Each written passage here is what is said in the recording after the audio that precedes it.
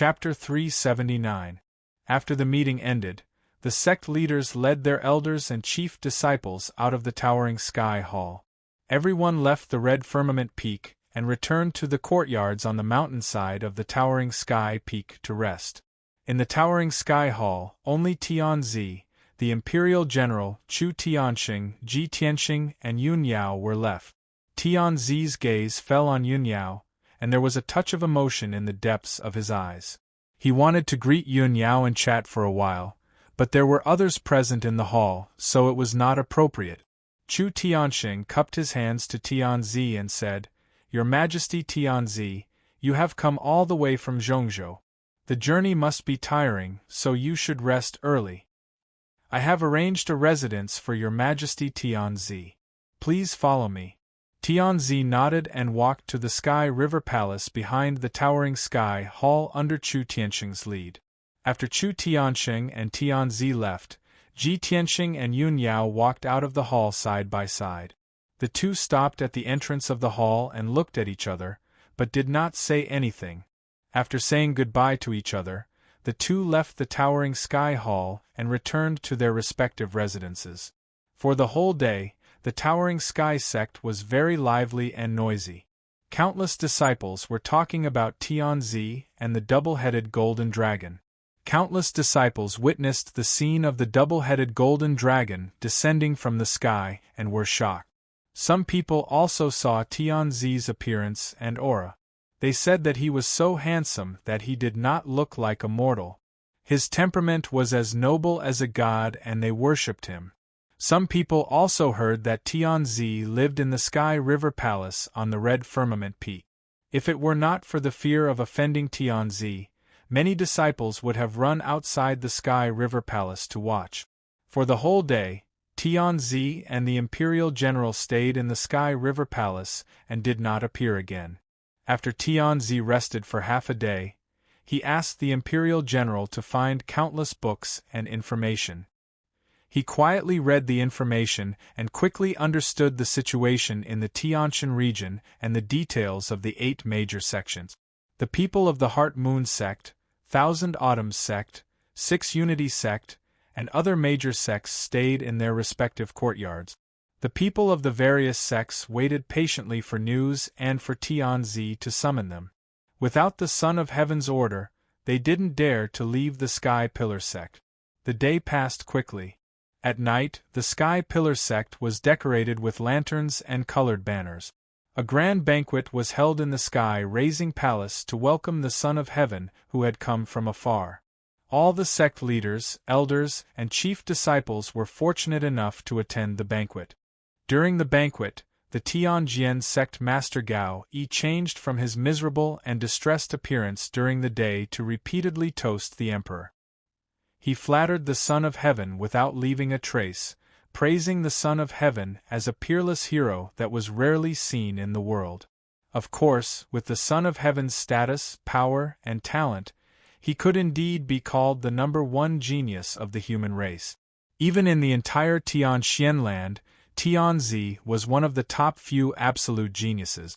He was the true pride of the heavens. Chu Tianxing and the other sect leaders were full of disdain for Gao Yi's actions.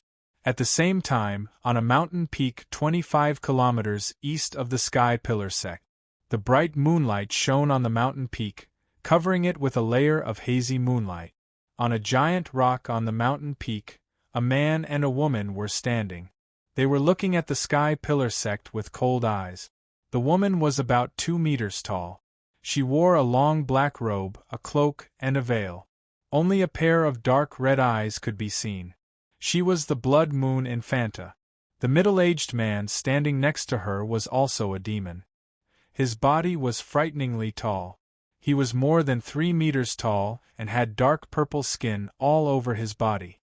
This giant had a head full of long red hair, and his entire body was covered with thick purple hair. He was not wearing any clothes and only had a black python apron wrapped around his waist. He was the Blood Moon Infanta's father, the leader of the Blood Demon tribe, the Blood Demon King. The father and daughter stood side by side and looked at the brightly lit Sky Pillar sect from afar. Cold murderous intentions surged in their eyes. Human worms of the Sky Pillar sect, it won't be long before this king turns all of you into ashes. The Blood Demon King drew back his lips and cursed with a cold tone.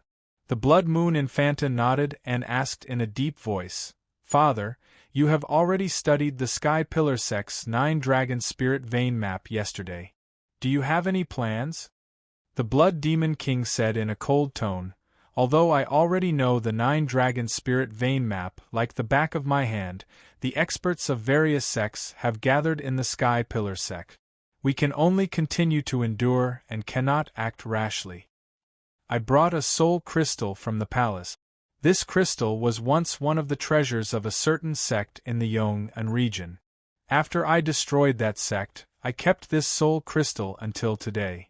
Now it can finally be put to use.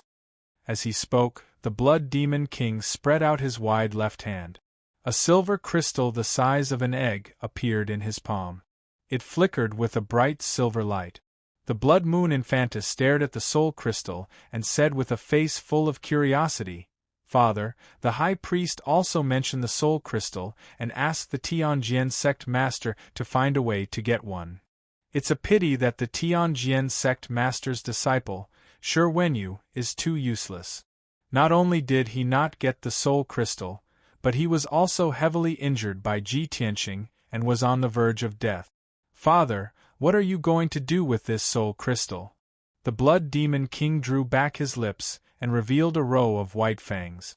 He sneered and said, Of course, I'm going to destroy the 9 Dragon Spirit Vein in preparation for the birth of the Demon King. The soul crystal is the source of power for the Tianyuan array.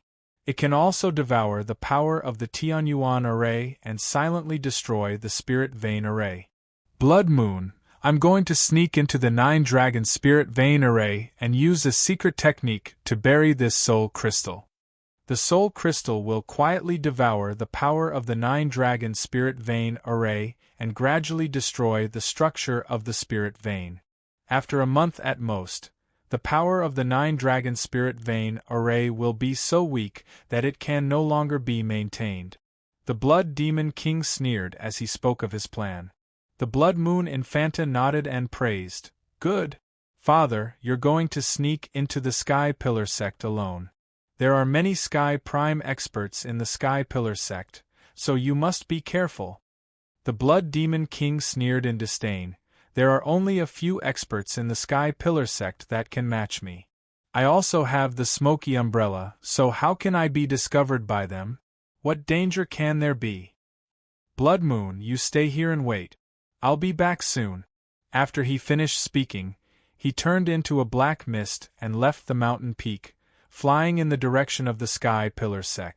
The Blood Moon Infanta stayed on the mountain peak and silently waited as she watched the black mist disappear into the night sky. After half an hour, the Blood Demon King arrived at the side of the Sky Pillar sect and arrived at the foot of the Jade Sword Peak. The invisible 9 Dragon Spirit Vein array protected the entire Sky Pillar sect and also enveloped the Jade Sword Peak. The Blood Demon King took out the smoky umbrella and borrowed its power to quickly pass through the sect protecting array. Chapter 380. The Blood Demon King was a Sky Origin Realm expert, and with the smoky umbrella in his hand, he was like a tiger that had grown wings. He shuttled through the pitch-black underground without making any sound or emitting any demonic power fluctuations. Unless a Sky Origin Realm expert approached him, no one would be able to detect his aura. Although there were many Sky Origin Realm experts in the Sky-Bearing sect, they were all attending the banquet in the Sky-Bearing Palace. No one would have thought that someone would take the opportunity to invade. 15 minutes later, the Blood Demon King dived into the depths of the underground and quietly used a demonic secret technique to place the Spirit Soul Crystal in the Spirit Vein array. The Spirit Soul Crystal was hidden very well and had fused with the array's aura. It was impossible for anyone to discover it. After doing all this, the Blood Demon King sneered and silently left the underground. 30 minutes later, he returned to the mountain peak 50 miles away from the Sky-Bearing sect and appeared beside the Blood Moon Infanta. Seeing that he had returned safely, the Blood Moon Infanta hurriedly asked, "Father, did the plan go smoothly?" "Of course it went smoothly." The Blood Demon King sneered confidently. "I have already placed the Spirit Soul Crystal in the depths of the Spirit Vein Array. After 1 month, the power of the Spirit Vein Array will be exhausted. At that time, even if the people of the Sky-bearing sect discover the abnormality, it will be too late to remedy it. We can take the opportunity to destroy the seal and rescue the Demon King." The Blood Moon Infanta's blood boiled, and she clenched her fists in excitement. "Great! Father, we will succeed soon." "Yes."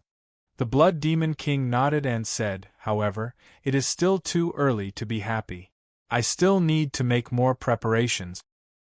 He warned the Blood Moon Infanta in a low voice, "Blood Moon, for the next few days, stay nearby and secretly pay attention to the Sky-bearing sect's movements. If there is any news from the Sky-bearing sect, you must immediately send a message to me. In addition, you must also pay attention to hiding. Don't be discovered by the people of the Sky-bearing sect." "I understand." The Blood Moon Infanta nodded solemnly and asked in confusion, "Father, what are you going to do? Aren't you coming with me?" The Blood Demon King grinned and said in a playful tone, "I haven't been to the ancient star realm for many years. Since I've returned, I must ensure that the plan goes smoothly. This king has an old friend in the ancient realm. It's time to go see her." Hearing this, Blood Moon Infanta vaguely understood something. She nodded and didn't ask any more questions. After that, the Blood Demon King left the smoky net umbrella to her, turned into a black mist, and flew away. She remained alone at the peak of the mountain, sitting on a millstone and silently watching the bright lights of the Sky Pillar sect. The noisy and bustling night with undercurrents finally came to an end. The next morning, when the sun had just risen, there was still a faint layer of morning mist between the peaks of the Sky-bearing sect. The jade ripple lake behind the heaven-upholding peak was also shrouded in a thin layer of mist, making it even more beautiful and mysterious than before. The clear water rippled in the lake, and the willow trees swayed gently on the shore. Not far away from the Spirit Herb Garden, there were still waves of fragrance from the plants. The scenery by the lake was really fresh and elegant. At this time, a young man and woman were taking a stroll on the bluestone path under the willow trees by the lake. The man was tall and handsome. He wore a brocade robe and a pair of gold-rimmed firewalking boots. His long hair was tied up with a jade crown, making him look like an immortal. There was no doubt that he was the son of heaven, Long Yunxiao. The woman beside him was wearing a long white dress. She had an extremely beautiful appearance and a cold temperament. She was Yun Yao. Yesterday, Long Yunxiao had arrived at the Sky-bearing sect for the first time. He had to accept the visits of the various sect masters, so he naturally had to dress up. He wore a golden robe and a crown. Today, he didn't plan to deal with sect matters. It was his private time, so he changed into casual clothes. Even so, he was still extraordinarily handsome, and his temperament was noble and graceful. The two strolled along the path by the lake. Although they were walking side by side, they maintained a distance of 2 steps between each other. This distance was just right. It didn't appear to be close, but it wasn't too distant either. It was a normal distance between ordinary friends. Long Yunxiao seemed to be in a good mood. He smiled and said in a gentle tone, "Yao Yao, I remember the first time I saw you was 9 years ago. That was at Uncle Yun's 100th birthday banquet. That night, you were wearing the water moon frozen star dress. Although you were still young, you were already a little beauty who suppressed the entire audience and stunned all the guests. I didn't expect that 9 years would pass in the blink of an eye. You've become a peerless beauty and the #1 genius of the Tianqian region. Time really flies." As Long Yunxiao spoke, his eyes revealed a look of reminiscence. A smile also appeared on his handsome face. Yun Yao was still as calm as usual. Her temperament was cold, and she didn't have much of a reaction. "Son of Heaven, You disturbed my sleep early in the morning and asked me to take a stroll by the lake. Are you trying to help me remember the past? There's no need to mention those things of the past. You should just get to the point. Long Yunxiao wasn't angry. Instead, a playful smile appeared on his face. Yao Yao, I didn't expect that after staying in the Tianshan region for a few years, your personality would change a little. You're not as cold as before. He knew very well that Yun Yao's personality was even colder in the past. She wouldn't say so much to him. Yun Yao frowned slightly but didn't say anything. Long Yunxiao continued, Yao Yao, I know that the reason why you left the Cloud Spirit Palace, left the Central State, and came to this remote Tianshan region was to avoid me. But now, the Emperor and Mother are going to choose a concubine for me. They've chosen the 3 most outstanding candidates from the 9 regions. Coincidentally, you're one of them. Yao Yao, don't you think that this is fate and our destiny? Even if you ran to this remote Tianshan region to avoid me, you still have to reunite with me in the end. After saying that, he looked at Yun Yao with a gentle gaze. His face was full of tenderness. Yun Yao glanced at him and said indifferently, You should know that I don't believe in fate. I only believe that man can conquer the heavens. Of course, my fate is in my control. Also, I heard that the other 2 heavenly concubine candidates aren't bad either. In terms of looks, they're alluring beauties. In terms of talent, they're top geniuses. Why don't you consider them? A smile flashed across Long Yunxiao's eyes. He raised his eyebrows and said, Yao Yao, can I interpret your words as jealousy? Yun Yao looked at him indifferently and said coldly, You're thinking too much. Long Yunxiao said to himself, Yao Yao, you should know that from the first time I saw you, I've decided that you'll be my heavenly concubine. With such a beautiful woman like you, how could other women enter my eyes? Compared to you, they're all ordinary women. I know that you don't want to be my heavenly concubine, but it doesn't matter. I won't force you to do something you don't want to. Chapter 381. Yun Yao wasn't surprised by Long Yunxiao's attitude. Long Yunxiao had said this a few years ago, and it hadn't changed until now. She couldn't help but frown. She said calmly, Son of Heaven, you know that it's impossible. Why are you wasting time on me? Long Yunxiao's voice was still gentle. With our talent and strength, we don't lack time. We can live for 300 to 500 years. I will always wait for you. Yun Yao glanced at him and didn't say anything else. Both of them were very firm. It was impossible to change each other's minds with just a few words. Since that was the case, Yun Yao didn't want to continue talking about this with him. She remained silent and strolled along the bluestone path by the lake. Her eyes were fixed on the misty lake. Long Yunxiao walked beside her and talked about some interesting past event. His eyes and tone were very gentle from beginning to end. No matter what Yun Yao's reaction was or what her attitude was, he was always gentle and gentlemanly. This had been the case for many years, and it hadn't changed even now. 15 minutes passed quickly. At this moment, a young man in a white robe walked over from the bluestone path in front of them. The young man in the white robe was also strolling by the lake. The 2 of them met unexpectedly. When Yun Yao saw the young man in the white robe walking over, her cold expression and eyes softened a lot. She greeted him. Junior brother Tianxing, good morning. Without a doubt, the young man in the white robe walking over was Ji Tianxing. After the banquet last night, he didn't sleep at all. He had been meditating and cultivating. When dawn came, he casually walked around the towering sky peak. Unknowingly, he arrived at the Jade Wave Lake at the back of the mountain.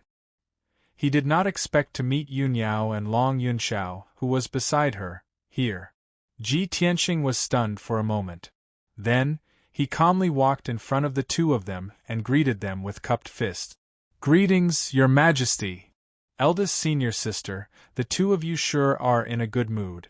Are you here to admire the scenery of Jade Wave Lake so early in the morning? He calmly looked at Yun Yao and Long Yunxiao and chatted with them. His mood didn't change at all. Long Yunxiao looked at him and smiled. He nodded in return. However, Long Yunxiao was not familiar with him. He only knew that he was Chu Tianqing's personal disciple, so he did not speak to him. However, Yun Yao walked to Ji Tianqing's side and stood face to face with him. She said in a gentle tone, "Junior brother Tianqing, Tianzi and I have known each other since we were young. This time, he was ordered to come to the Heavenly Star region to take charge of the situation. He also came to visit me on the way, so he invited me to take a walk by the lake early in the morning," Yun Yao explained briefly. Although her expression was normal, Ji Tianqing felt that something was amiss when he heard it. He thought to himself, so Big Senior Sister and Tianzi have known each other since they were young. In that case, my previous guess was not wrong. Eldest Senior Sister's background is indeed not simple. Eldest Senior Sister is explaining to me in person. Are you afraid that I will misunderstand something? He already had a sense of propriety in his heart, so he said to Yun Yao and Long Yunxiao, "I didn't expect Eldest Senior Sister and Tianzi to be friends. Since old friends have met, of course I should visit and greet them." Long Yunxiao only cared about Yun Yao. Why would he care about what Ji Tianqing said or did? At this time, Yun Yao cupped her hands and bowed to Tianqing. She said apologetically, "Tianzi, I'm sorry.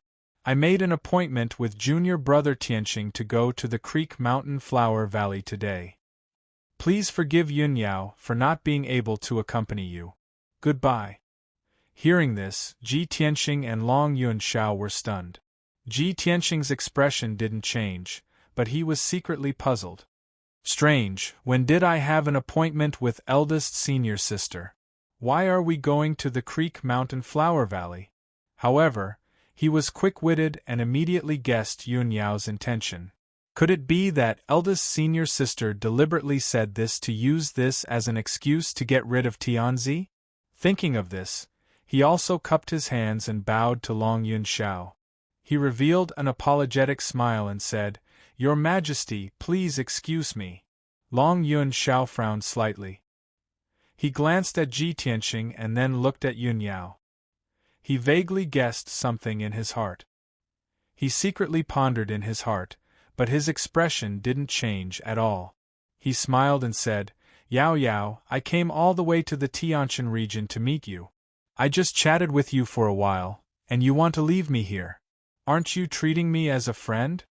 It just so happens that I also want to see the scenery of the Tianqin region. Yao Yao, shouldn't you be a good host and take me to see it?" Ji Tianqing and Yun Yao didn't expect Long Yunxiao to be so persistent and insist on going with them. If it was an ordinary person, they would definitely be embarrassed to disturb their date and would have left long ago. However, Long Yunxiao was an honored guest, and they were disciples of the Sky Pillar sect. They should be warmly received. Moreover, Long Yunxiao's words were neither light nor heavy. He was jokingly reprimanding Yun Yao, making it impossible for Yun Yao to refuse. Helpless, she could only say calmly, "Since Tianzi also wants to see the scenery, as disciples of the Sky Pillar sect, we naturally have to entertain you. Tianzi, please." Then, Yun Yao, Ji Tianqing, and Long Yunxiao left the Jade Lake together and walked towards the Creek Mountain in the depths of the Sky Pillar sect. The Creek Mountain was one of the 9 peaks of the Sky Pillar sect. It was located in the deepest part of the mountain range, and the scenery was very beautiful. There was a valley in the Creek Mountain that was filled with 5-colored spirit flowers. The flowers didn't wither all year round, and the scenery was beautiful and pleasant. Ever since Ji Tianqing entered the Sky Pillar sect, he had been busy cultivating and increasing his strength and had never been to the Creek Mountain. After the 3 of them left the Sky Pillar Peak, they quickly walked through the forest between the peaks and went straight to the Creek Mountain's Flower Valley. Yun Yao had a cold personality and Ji Tianqing had an introverted personality. The 2 of them weren't good at talking and socializing. Long Yunxiao was eloquent, but he hid his thoughts and didn't chat with Yun Yao and Ji Tianqing on the way. he silently observed Ji Tianxing and Yun Yao. From some clues, he could see that Yun Yao's attitude towards Ji Tianxing was both trusting and close. The two of them walked side by side and were only half a foot apart. They didn't feel strange at all.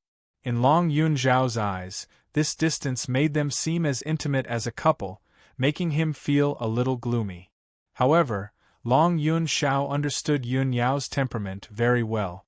He had known Yun Yao for many years, but when had he ever seen Yun Yao take the initiative to get close to someone? With Yun Yao's taste, how could she fall for such an ordinary person? She's only doing this to deliberately avoid me. Thinking of this, Long Yun Zhao felt a lot more relieved.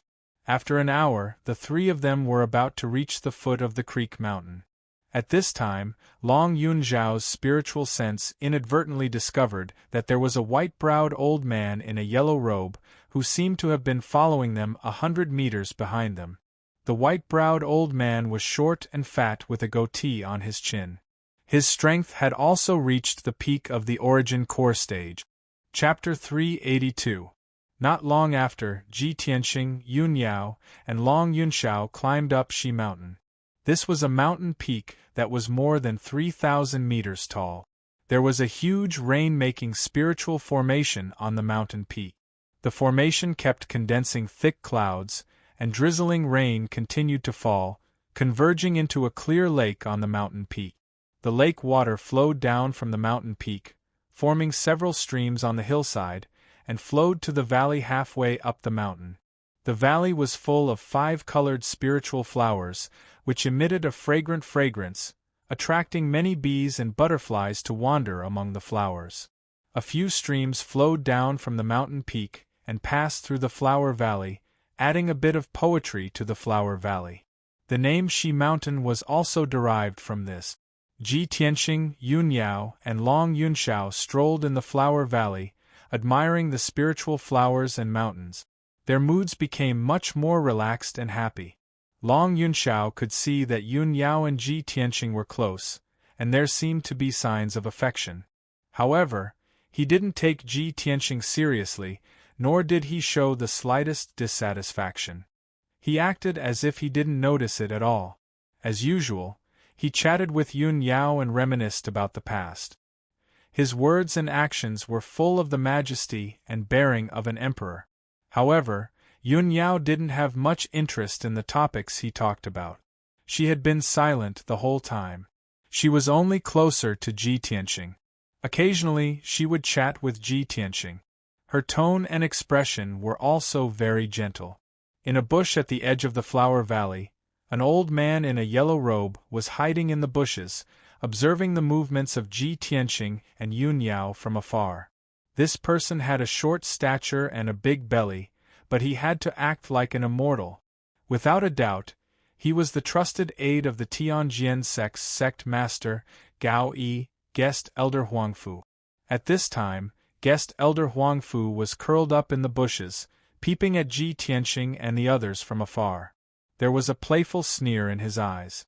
"Hee, the sect master asked me to secretly move around the Sky Pillar sect and see if I can find any clues. I didn't expect that I would find such shocking news today. The Honorable Emperor not only knows Yun Yao, but he also has deep feelings for Yun Yao. Unfortunately, Yun Yao and Ji Tianxing secretly have feelings for each other. They seem to be close." "Humph! How interesting!" Guest Elder Huangfu sneered in his heart. After peeping for a while, he quietly turned around and left. After leaving Creek Mountain, he hurriedly rushed back to Heaven Pillar Peak and entered a courtyard house with a cold environment. This residence was called the Guest Courtyard. It was a residence that the Sky Pillar sect used to receive guests. The Sky Pillar sect had arranged for the Heavenly Sword sect's sect master Gao Yi and guest Elder Huangfu to stay in this courtyard. After entering the courtyard, guest Elder Huangfu carefully observed his surroundings and made sure that nobody was following him before he quietly entered the secret chamber. The secret room was dimly lit and empty. Apart from the 2 jade futons, there was nothing else in the room. Gao Yi was sitting cross-legged on a futon, meditating and cultivating with his eyes closed.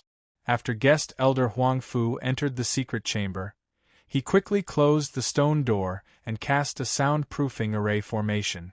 Gao Yi was awakened by him and opened his eyes. He raised his eyebrows and asked, "Guest elder Huangfu, you seem to be in a hurry. What happened?" Guest elder Huangfu cupped his hands and said with a smile, "Sect master, you asked this subordinate to secretly move around in the Sky Pillar sect." This subordinate obeyed and quietly watched Ji Tianxing and Yun Yao. Just now, this subordinate discovered a rather shocking matter. This is definitely the best news for us. Hearing this, Gao Yi's interest was immediately piqued. His eyes lit up. "Tell me, what is the good news?" Guest elder Huangfu lowered his voice and reported truthfully, "Just now, this subordinate saw Ji Tianxing, Yun Yao, and Tianzi. The three of them were actually together and even went to the Creek Mountain Flower Valley to enjoy the scenery. This subordinate followed them all the way to the Creek Mountain Flower Valley.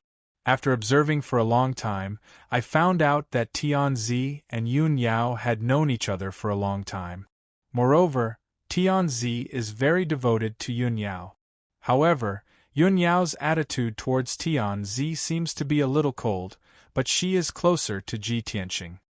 Hearing this, Gao Yi raised his eyebrows and a smile appeared on his face. He said in a low voice, I really didn't expect Yun Yao to have such good fortune. Since Tianzi and Yun Yao know each other and have deep feelings for each other, he will definitely choose Yun Yao as his heavenly consort.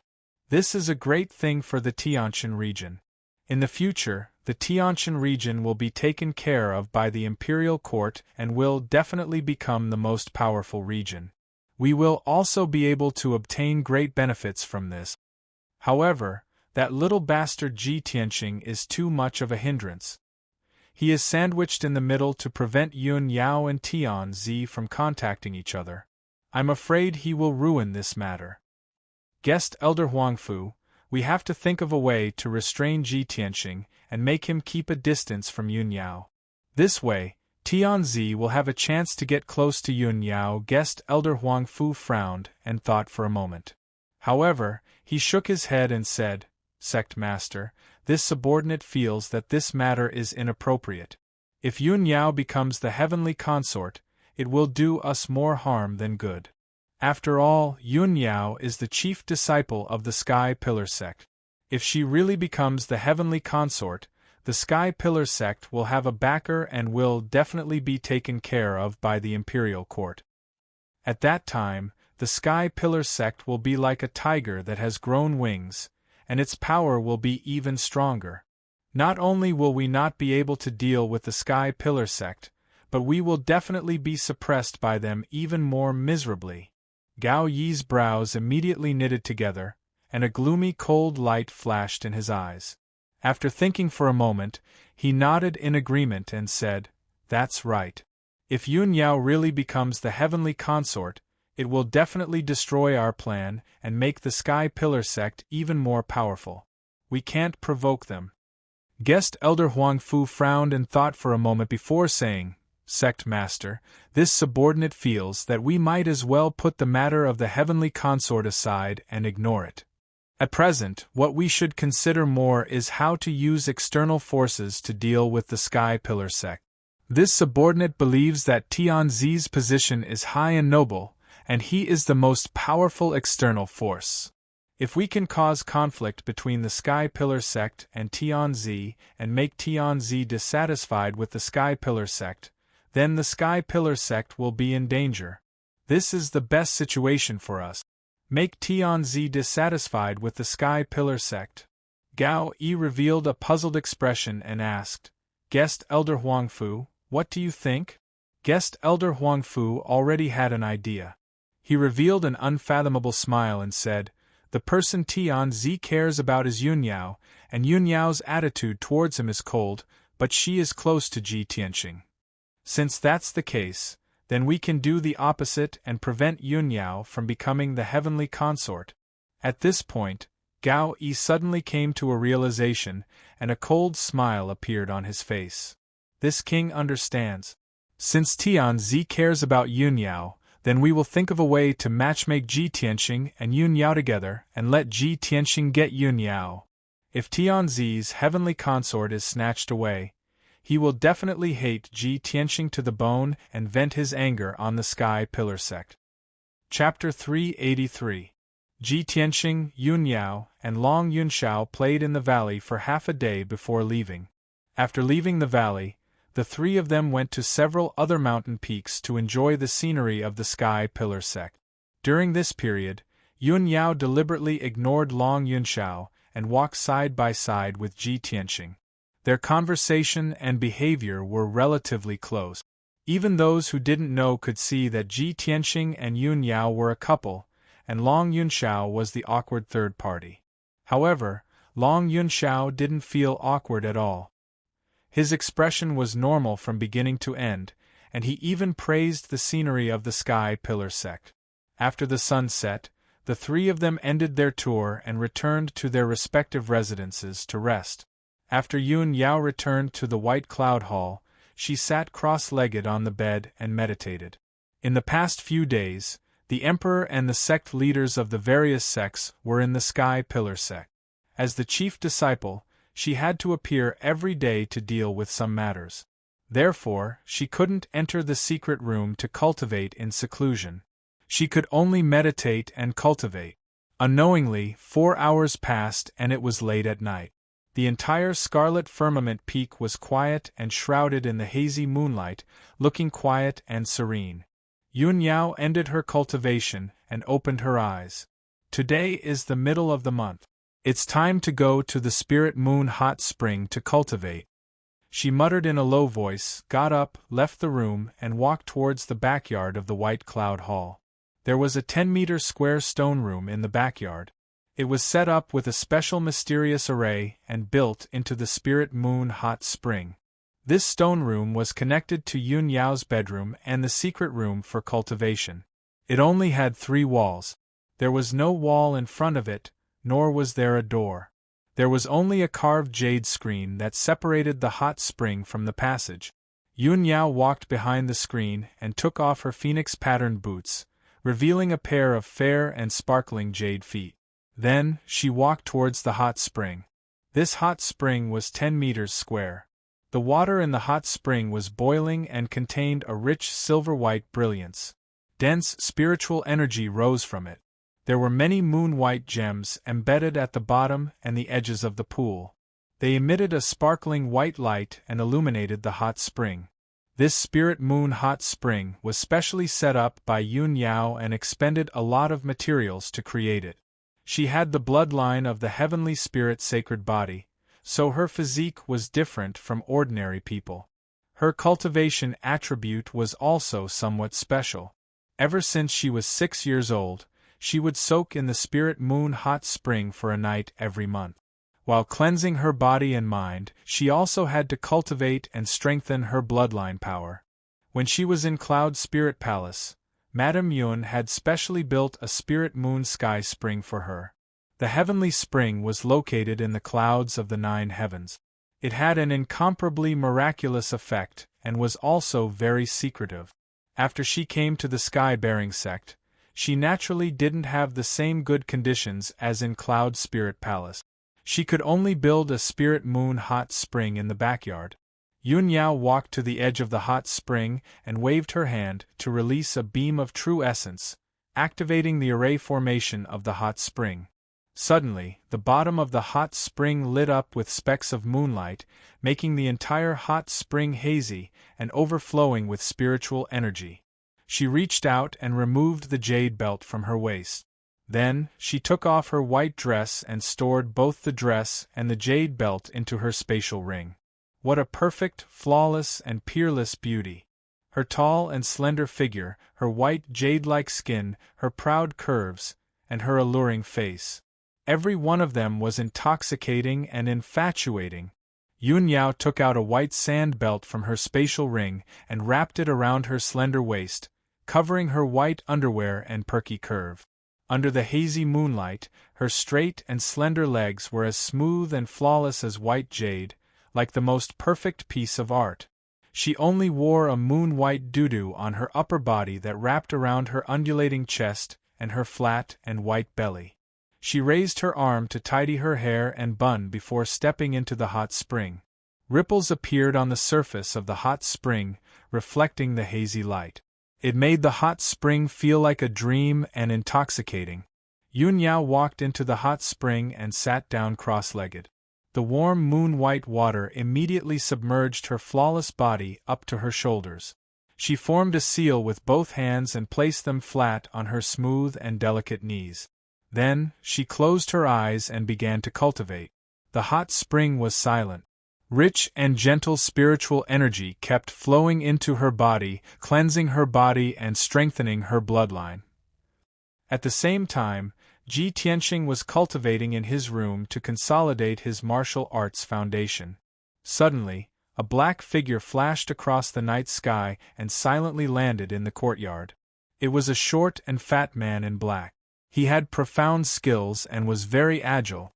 The man in black used his spiritual sense to investigate and immediately found Ji Tianxing in the room. He waved his hand and shot out 2 cold lights, which shot toward Ji Tianxing as fast as shooting stars. Swish! Swish! The 2 cold lights pierced through the night sky and instantly pierced through the wooden window, shooting toward Ji Tianxing's head. At the critical moment, Ji Tianxing was suddenly awakened and subconsciously tilted his head. The 2 cold lights suddenly brushed past him and nailed to the wall with 2 clanking sounds, splashing sparks. Ji Tianxing turned his head and saw that it was 2 hidden weapons, the morning soul nails. "Someone is ambushing me." His face suddenly turned gloomy and a cold light flashed in his eyes. He leaped towards the window and smashed the wooden window with a bang before rushing into the courtyard. The man in black saw him appear and turned around to escape without hesitation. His figure flashed and jumped over the courtyard wall and out of the courtyard. Ji Tianxing also jumped over the courtyard wall without hesitation and chased after the man in black.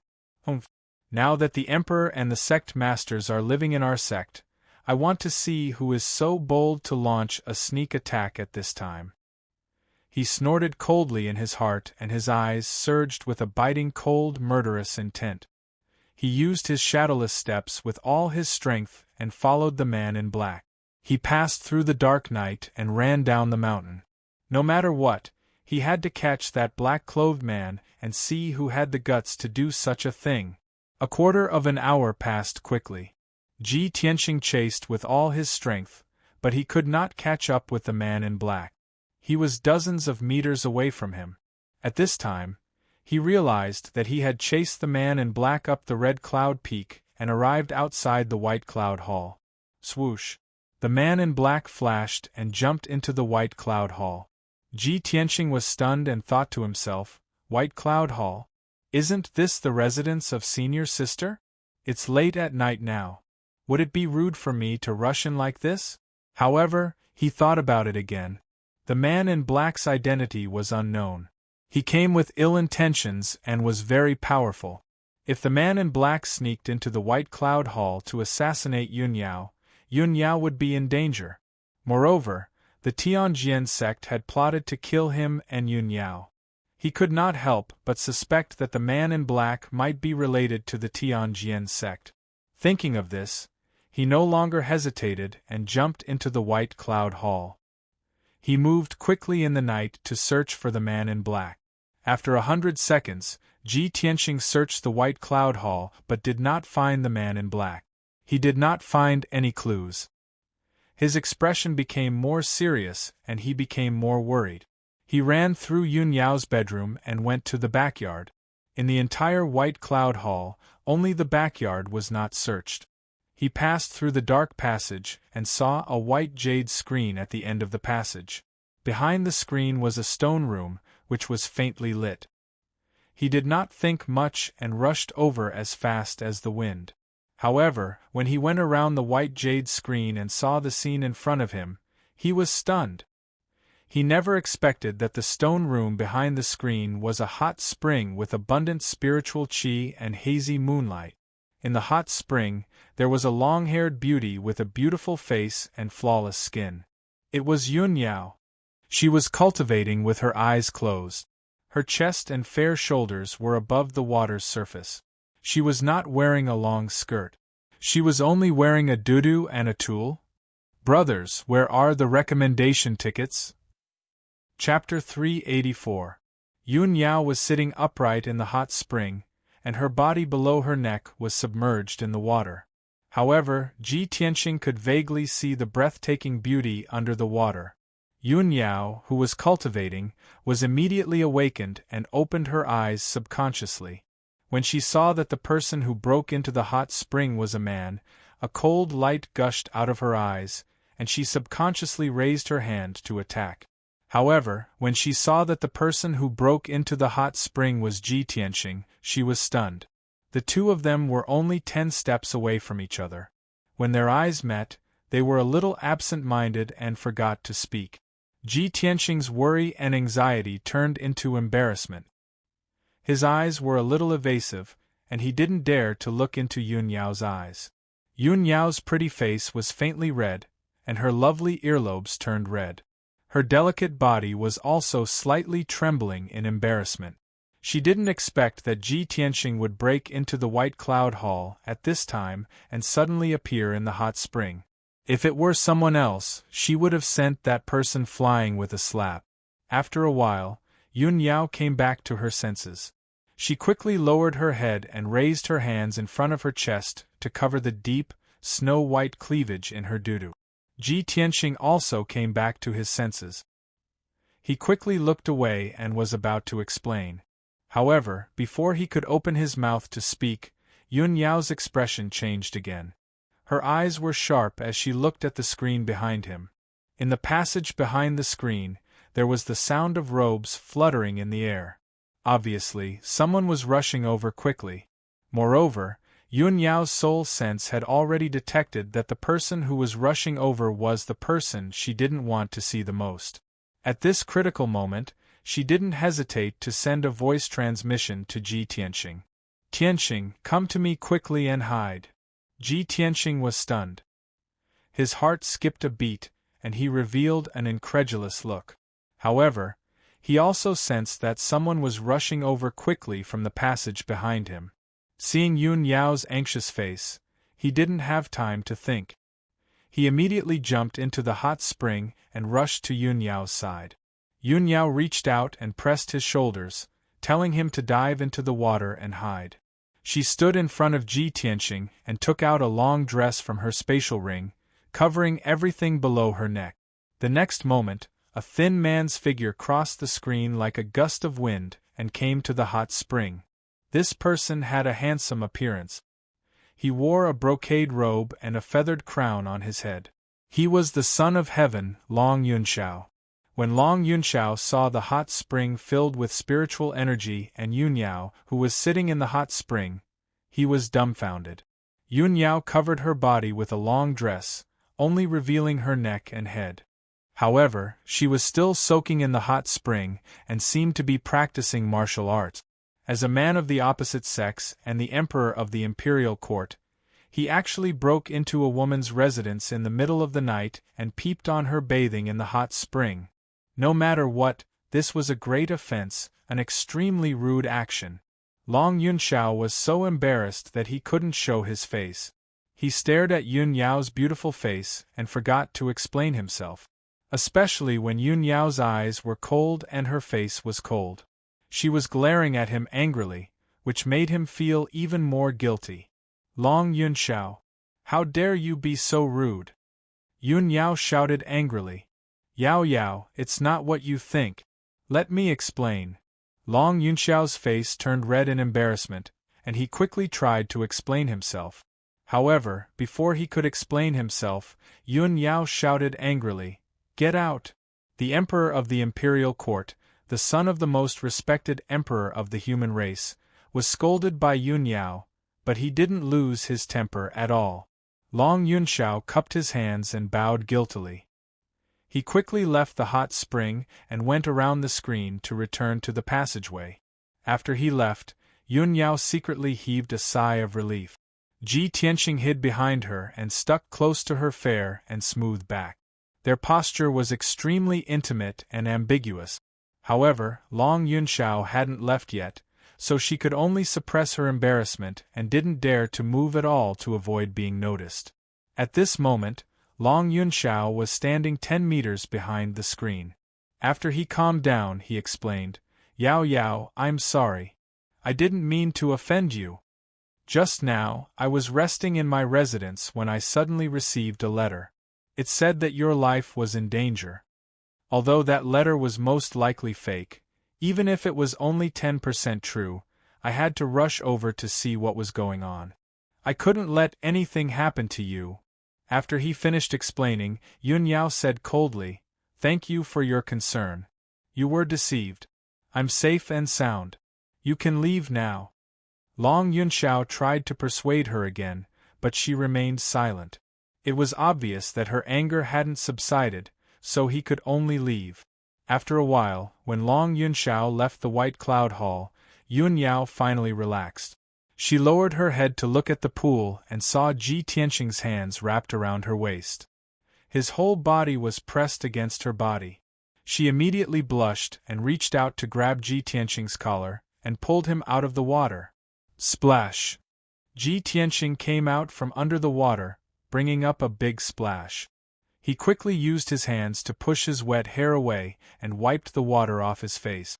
He was secretly gasping for breath. He didn't know if it was because he had held his breath for too long, or because he was too excited or ashamed, but his face was a little red. Yun Yao turned her head to look at him.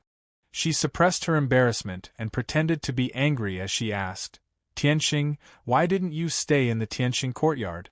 Why did you break into the White Cloud Hall in the middle of the night?" Ji Tianqing gazed at her and quickly explained, "Eldest senior sister, I was cultivating in my room when I was suddenly attacked by a man in black. I followed him all the way to the White Cloud Hall.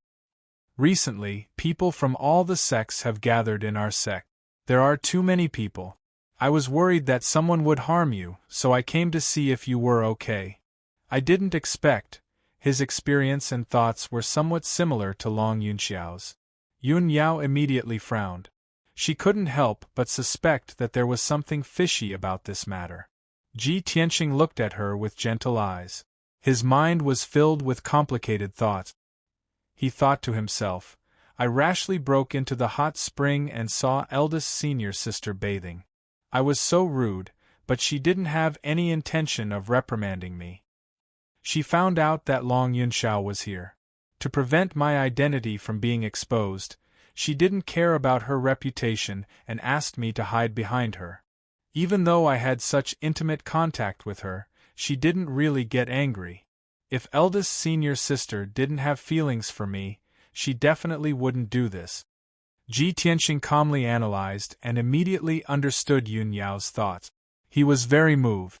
Looking at her beautiful face that was so close to him, his blood suddenly flowed faster. A strong impulse inexplicably appeared in his heart. Driven by that impulse, he forgot everything.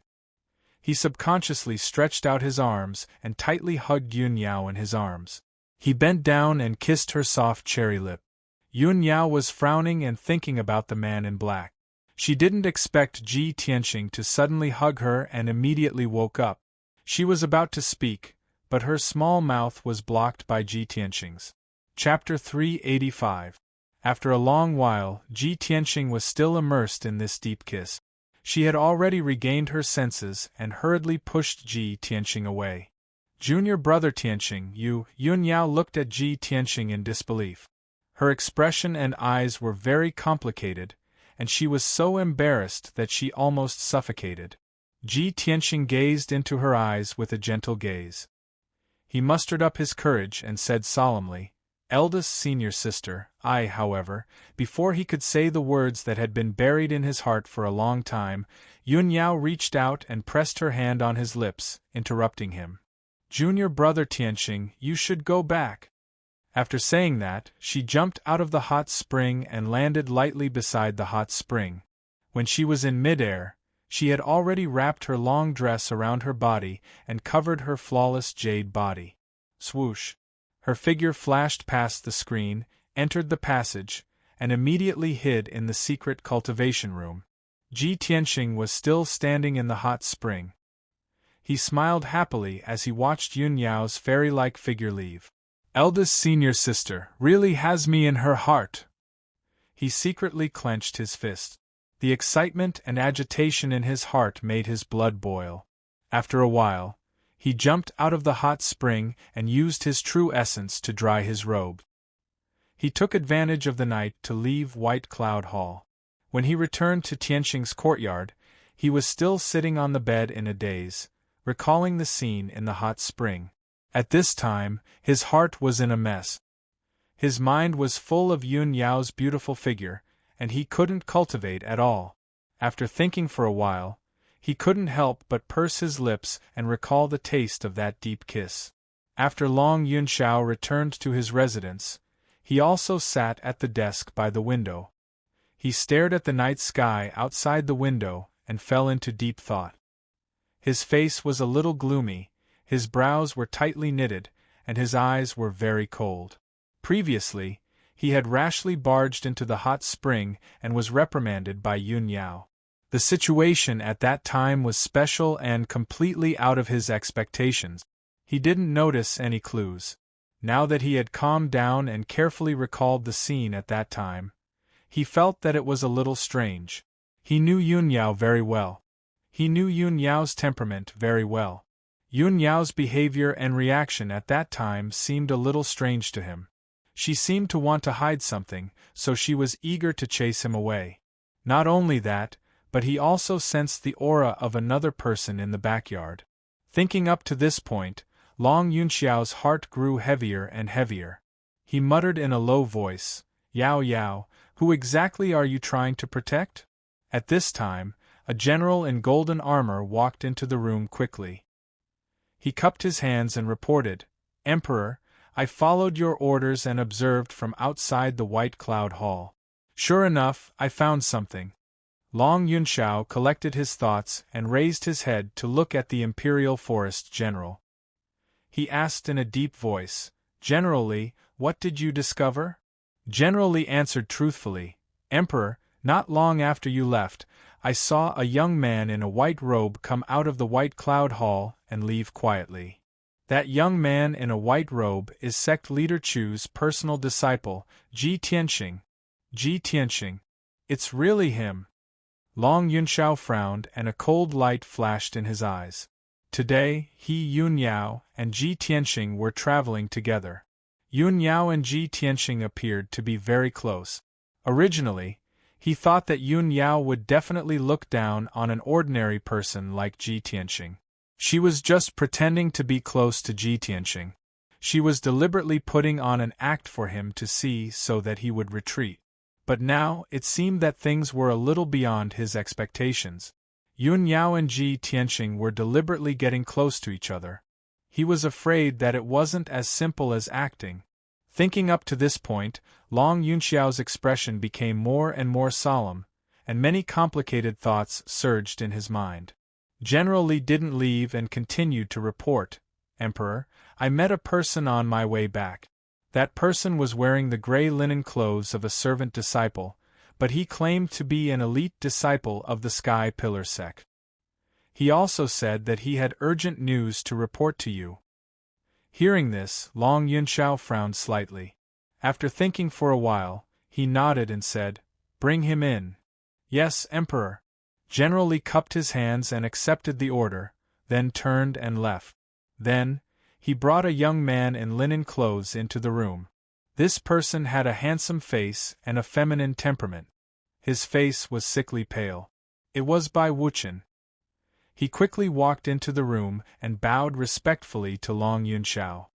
Disciple of the Sky Pillar sect, Bai Wuchen, pays his respects to the benevolent Holy Emperor. "Reporting to Your Highness, Emperor, this disciple has very important news that I must report to you in person." Long Yunxiao looked at him indifferently, his eyes carrying a sense of scrutiny. "Bai Wuchen, since you're an elite disciple, why did you become a servant?" At the mention of this matter, Bai Wuchen's face was filled with grief and indignation. He said in a gloomy tone, Emperor, all of this is because of Ji Tianqing. This person is sinister and cunning. On the surface, he looks steady and kind, but in reality, he's a scheming person who seeks revenge for the smallest grievance. Long Yunxiao furrowed his brows when he saw Bai Wuchen cursing Ji Tianqing viciously. His tone was indifferent as he said, "So, your so-called urgent news has something to do with Ji Tianqing?" "Of course." Bai Wuchen nodded heavily. He peeked at Long Yunxiao's reaction and probed, "Also, it has something to do with eldest senior sister Yunyao." Long Yunxiao looked at him expressionlessly and said in a deep voice, "Go on." Bai Wuchen was secretly delighted, and quickly added fuel to the fire. "Your Highness, Ji Tianqing was originally the young master of a small family in a declining country. Because of eldest senior sister's benevolence, she accidentally saved his life. Ji Tianqing used this opportunity to get close to eldest senior sister. Under her care, he became a disciple of our sect. Ever since he entered our sect, Ji Tianqing relied on his friendship with eldest senior sister to bully the other disciples. He's very arrogant and overbearing. Moreover, Ji Tianqing has been pestering eldest senior sister with ulterior motives. Ji Tianqing looks dull and honest on the surface, but in reality, he has many tricks up his sleeve. He's very good at sweet-talking eldest senior sister. Eldest senior sister is pure and kind, so she was bewitched by Ji Tianqing's sweet words. I warned Ji Tianqing and also reminded eldest senior sister twice. However, because of this, Ji Tianqing hated me. In order to get eldest senior sister, he didn't hesitate to use despicable means and forced me to be demoted to a servant. He became famous in the sect and became a genius in everyone's eyes. Without my interference, no one reminded eldest senior sister again. Because of this, she fell into Ji Tianqing's evil clutches. The two of them are inseparable. Now, they're stuck together like glue. Bai Wuchen tried his best to slander Ji Tianqing. Not only did he add fuel to the fire, but he also twisted the facts and made up lies. It could be said that he was unscrupulous. Long Yunxiao was expressionless from beginning to end. After he finished speaking, he shouted in a low voice, "How dare you? Who gave you the courage to slander the future heavenly consort? As a disciple of the Sky Pillar sect, instead of working hard, you slander your fellow disciples behind their back. This kind of despicable behavior is unbearable." Chapter 386. From now on, you'll just be a servant disciple. Bai Wuchen was stunned when he heard Long Yunxiao's angry roar. He thought that when he reported the news to the emperor about the relationship between Ji Tianqing and Yunyao, the emperor would be furious. As the honorable emperor of imperial court, it was humiliating to have his future heavenly concubine taken away by another man. Under normal circumstances, the emperor would definitely take back Yunyao for the sake of his reputation. He would use forceful methods to punish Ji Tianqing, and he might even eliminate Ji Tianqing. This was exactly what he wanted. After he was demoted to a servant disciple, he became the laughingstock of Sky Pillar faction. His reputation was ruined. The unparalleled humiliation and hatred had already caused his mind to become somewhat twisted. Even if he could not get Yunyao, he would never let Ji Tianqing have her. However, he did not expect that the emperor would not be angry. Instead, he scolded him. The emperor's words were like an imperial edict to Sky Pillar faction. If the emperor said that he would be a servant disciple for the rest of his life, he could only be a servant disciple for the rest of his life. From this moment on, the rest of Bai Wuchen's life was completely ruined. He was stunned. He looked at the emperor in disbelief. He was so ashamed that he almost vomited blood.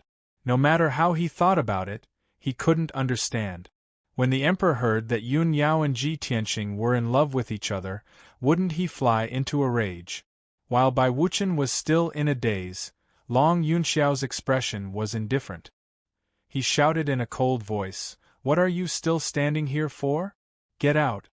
Bai Wuchen came back to his senses and said in fear, Please calm down, Emperor. Everything I said just now is true, there is no falsehood. Emperor, I was persecuted by Ji Tianxing. Before Bai Wuchen could finish, Long Yunxiao glanced at General Li. General Li immediately understood. He grabbed Bai Wuchen by the collar and dragged him out of the room. Bai Wuchen struggled hard but could not break free from General Li's grip. His body was thin and weak. In front of the tall and burly General Li, he was like a little chick. No matter how hard he struggled, it was useless. General Li carried him out of the room, passed through the courtyard, and threw him outside the palace gate with a bang.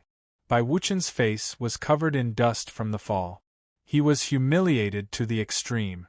Fortunately, it was late at night and no one saw his sorry state. He struggled to get up from the ground, brushed off the dust on his body, and looked at the palace gate with a ferocious expression, his eyes surging with rage. He clenched his fists so tightly that creaking sounds could be heard. He gnashed his teeth in anger. The hatred and resentment in his heart could not be washed away even with all the water in the world. Damn bastard! What bullshit, Emperor! You deserve to have your sweetheart snatched away. He roared in his heart and cursed hysterically. I was kind enough to report the news to you. Not only did you not thank me, you even demoted me to a servant forever and ruined my life. Bastard! Ji Tianxing is a beast, and so are you. All of you will die a horrible death. Bai Wuchen stood outside the gate of the Milky Way Palace. After a long time, he left with an ashen face. On the other side, General Li had already returned to Long Yunxiao's room. Long Yunxiao was deep in thought, expressionless. General Li cupped his hands and said, Emperor, based on Bai Wuchen's reaction, he didn't seem to be lying. Why did you punish him like this? Long Yunxiao furrowed his brows as his lips curled into a disdainful sneer. Of course I know that Bai Wuchen is right. Yunyao and Ji Tianxing are indeed a little too close. However, I have my own plans. How can I allow a treacherous villain like Bai Wuchen to tell me what to do? He inverted right and wrong in front of me and slandered Ji Tianxing. It's all because he hates Ji Tianxing but can't avenge him. So, he wants to use me to deal with Ji Tianxing. Haha, such a treacherous villain. He thinks he's smart and wants to use me? What a joke. After hearing his words, General Li was suddenly enlightened. He was immediately convinced and said, Your Majesty is indeed wise. The dirty thoughts of those ordinary people can't escape your eyes at all. Long Yunxiao waved his hand expressionlessly. Let's not talk about this person. Let's get down to business. General Li cupped his hands and asked seriously, Emperor, how do you plan to resolve the grudge between the Tianjian sect and the Sky Pillar sect? Long Yunxiao said unhurriedly, Previously, Sect Master Chu of the Sky Pillar sect had already secretly reported the detailed reasons to me. Sect leader Chu suspects that the remnants of the demon clan have infiltrated the Tianjian sect and bewitched the Tianjian sect's sect leader to stir up the conflict and hatred between the two sections. General Li nodded in agreement. With a grave expression, he said, Just as the imperial tutor warned, the demon qi in the Tianjin region is surging. There must be remnants of the demon clan causing trouble. That's right. Long Yunxiao nodded slightly and said in a serious tone, I have been ordered to take charge of the situation in the Tianjin region. My main goal is to eradicate the remnants of the demon clan in the Tianjin region. As long as the remnants of the demon clan are eliminated, the grudge between the Tianjian sect and the Sky Pillar sect will be resolved. General Li thought for a moment and asked, Emperor, what should we do next? Investigate the movements of the demon clan first? Long Yunxiao nodded and ordered in a dignified voice, General Li, take out the heavenly dragon plate now and deduce the aura of the demon clan. I want to see how many remnants of the demon clan are hiding in the star ancient realm. How dare they be so rampant in the territory of the human clan? This general obeys. General Li cupped his hands and accepted the order. He quickly took out a square golden disc array from his space ring. The golden disc array was made of an unknown material. It was dark gold in color, and there were divine dragons engraved on its frame, as well as many array patterns and patterns. General Li used a secret technique and poured his majestic true yuan into the heavenly dragon plate. The entire disc array rapidly expanded into a huge disc array that was 5 meters long and 5 meters wide. The disc array was pitch black and empty. However, when General Li formed a seal with both hands and used a secret technique, the disc array lit up with a dark gold brilliance and condensed into a light screen. Countless patterns and lines appeared on the light screen, outlining numerous mountain peaks, mountain ranges, rivers, as well as vast and boundless forests and grasslands. After a short few minutes, a complete image appeared on the light screen. It was the complete map of the Star Ancient Realm. General Li continued to use the secret technique and used the heavenly dragon plate to detect the aura of the demon clan. Long Yunxiao stared at the map calmly and waited patiently. After about 100 breaths of time, General Li finished using the secret technique. The map of the heavenly dragon plate immediately changed. 2 areas on the map lit up with black light and condensed into dark fog. One of the fog was very dense and was located slightly south of the center of the map. The other fog was lighter and was located in the east of the map. The light-colored black fog meant that the devil chi was weaker, and the strength of the devil clan was weaker. Chapter 387. On the heavenly profound dragon plate, 2 balls of black mist gently surged. Long Yunxiao stared at the map for a while before a cold smile appeared on his handsome face. He, as expected, there are demon remnants causing trouble. One of the balls of demonic mist is actually near the sky pillar sect. How audacious! After saying this, he looked at the thickest ball of demonic mist in the middle of the map and asked, General Li, where is that ball of demonic mist? General Li stared at the map for a while before cupping his hands and reporting, Emperor, this general has investigated the Star Ancient Realm yesterday and has some understanding of it. The ball of demonic mist is located in a city in the Star Ancient Realm called Spirit Flame City. Cultivators from all walks of life gather in Spirit Flame City. Most of the people in the city are inextricably linked to the 8 great sections. Moreover, Spirit Flame City is protected by the Grand Heaven Origin Array and is usually hidden.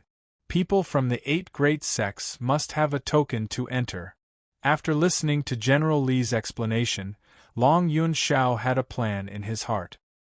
He ordered in a dignified tone, General Li, tomorrow morning, this ruler will leave the Sky Pillar sect and personally head to Spirit Flame City to eradicate the demon remnants hiding in the city. You will stay in the Sky Pillar sect and cooperate with Sect Master Chu's search. You must find the demon remnants near the Sky Pillar sect. General Li's expression immediately changed as he quickly cupped his hands and said, Emperor, you must not do this. You are the Emperor of the Imperial Court and your body is priceless. How can you risk your life to eliminate the demon remnants? Leave this matter to this general. You can stay in the Sky Pillar sect and command. Before leaving the Imperial Court of the Central State, the Imperial Tutor had solemnly instructed him to protect the Emperor's safety, no matter what. Now that the Emperor was going to Spirit Flame City to personally eliminate the demon remnants, how could he not be worried? Long Yunxiao knit his brows and said with a solemn expression, General Li, this lord came to the heavenly stellar region with the heavy responsibility of exterminating the remnants of the demon race. How can I hide in the sky-bearing sect and be protected? General Li knew that he could not dissuade him, so he changed his words and said, Emperor, if you insist on going to Spirit Flame City, this general must go with you. No need. Long Yunxiao waved his hand and revealed a confident expression. He said proudly, I was born with divine veins and heavenly thunder sacred body. No filthy chi can contaminate me. With this lord's strength and means, ordinary devil generals and devil kings can't do anything to this lord. General Li was still worried and wanted to persuade him a little more. However, Long Yunxiao had already made up his mind. He gave the order in a firm and resolute tone. General Li couldn't say anything more. He could only cup his hands in obeisance and leave the room. The next morning, Long Yunxiao walked out of the Empyrean River Palace and went to the White Cloud Palace to look for Yun Yao. At this time, Yun Yao was on the roof of the White Cloud Hall. She was sitting on a jade praying mat, facing the cliff where the sea of clouds was surging. She was meditating and cultivating. She was wearing a moon-white long dress, and her long black hair was draped behind her back.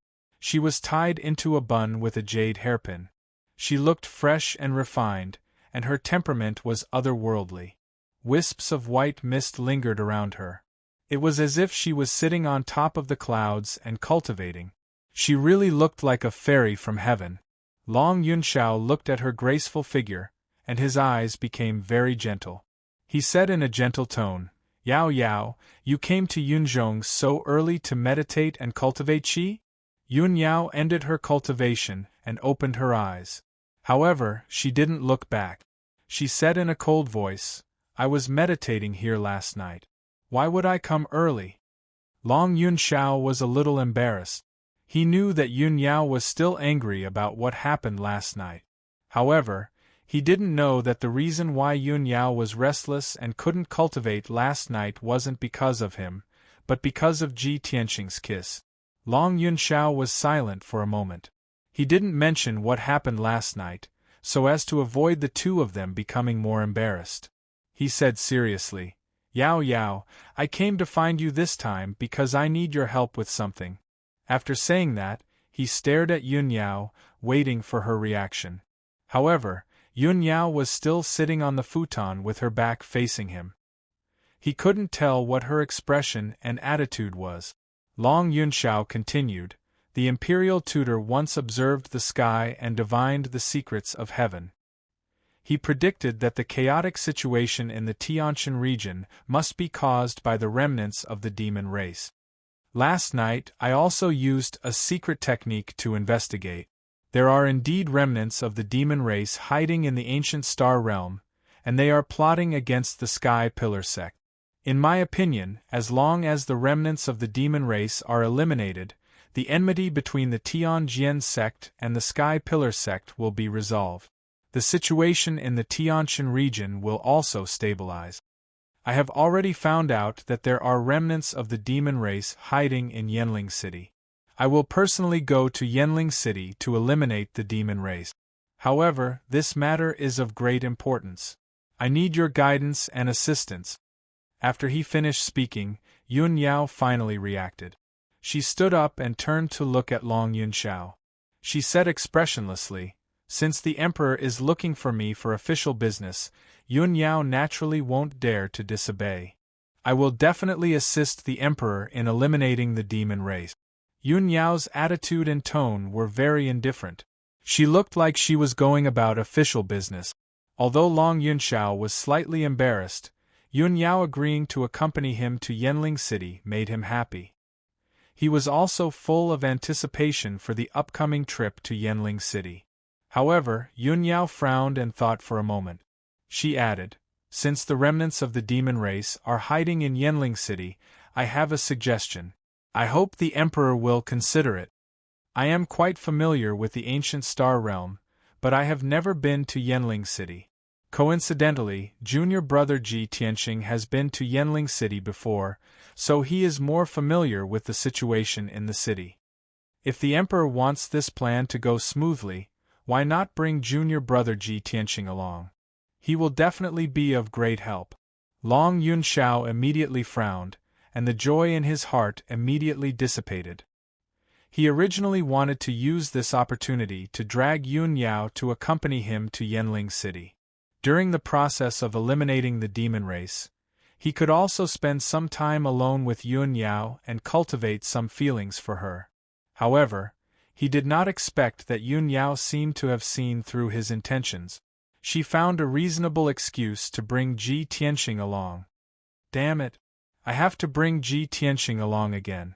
Is it going to be 3 people traveling together again?" Long Yunxiao muttered to himself. He was a little upset in his heart. However, He did not show any displeasure on his face. He nodded calmly and said, "In that case, for the sake of the successful completion of the plan to eliminate the demon race, I have no objections." Seeing that he had agreed to this matter, Yun Yao did not say anything else. She left the roof and returned to the palace. She sent a maid to Tianxing's courtyard to pass the message. Then, she went to the Sky Pillar Palace to report this matter to the sect master, Chu Tianxing. When Chu Tianxing learned that the emperor was going to Yanling City to eliminate the demon race, he was naturally filled with worry. However, he could not dissuade him. He could only nod and agree to this matter. He also reminded Yun Yao to be careful. Half an hour later, Ji Tianxing also rushed to the White Cloud Palace and met up with Yun Yao and Long Yunxiao. After Yun Yao explained the situation to him, he naturally agreed without hesitation. Then, the three of them left the Sky Pillar sect and set off for Yanling City. Chapter 388. Long Yunxiao originally wanted to release the double-headed golden dragon and use it as a mount to rush to Spirit Flame City. Spirit Flame City was more than 2,000 miles away from the Sky Pillar sect. With the double-headed golden dragon's speed, they could reach it in 4 hours. However, Yun Yao weighed the pros and cons and advised him not to release the double-headed golden dragon. After all, the double-headed golden dragon was too big and powerful. It was very eye-catching. The three of them were heading to Spirit Flame City because they had an important mission. They had to search for traces of the demons and eliminate the remnants of the demons. If they rode the double-headed golden dragon and rushed over with great fanfare, they would definitely alarm the other party and alert the enemy.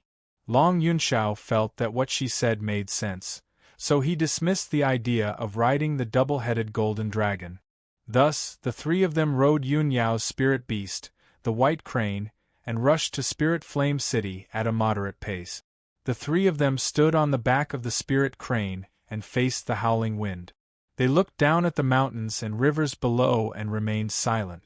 Although no one mentioned what happened last night, the three of them were well aware of certain things. The atmosphere was a little awkward. Of course, Ji Tianxing's expression did not change as he remained silent. In fact, he was in a very good mood. Occasionally, he would be distracted and recall the charming scene from last night. Spirit Flame City was divided into 4 districts according to their location. The East District Market was the territory of the Heavenly Eagle Workshop's owner. It was also the most prosperous district in the city and an important trading area. In comparison, the West District was much more dilapidated and looked like a slum. The Old West District was full of squat houses and narrow, dirty streets. Most of the people walking around were dressed in tattered clothes and had a wooden expression.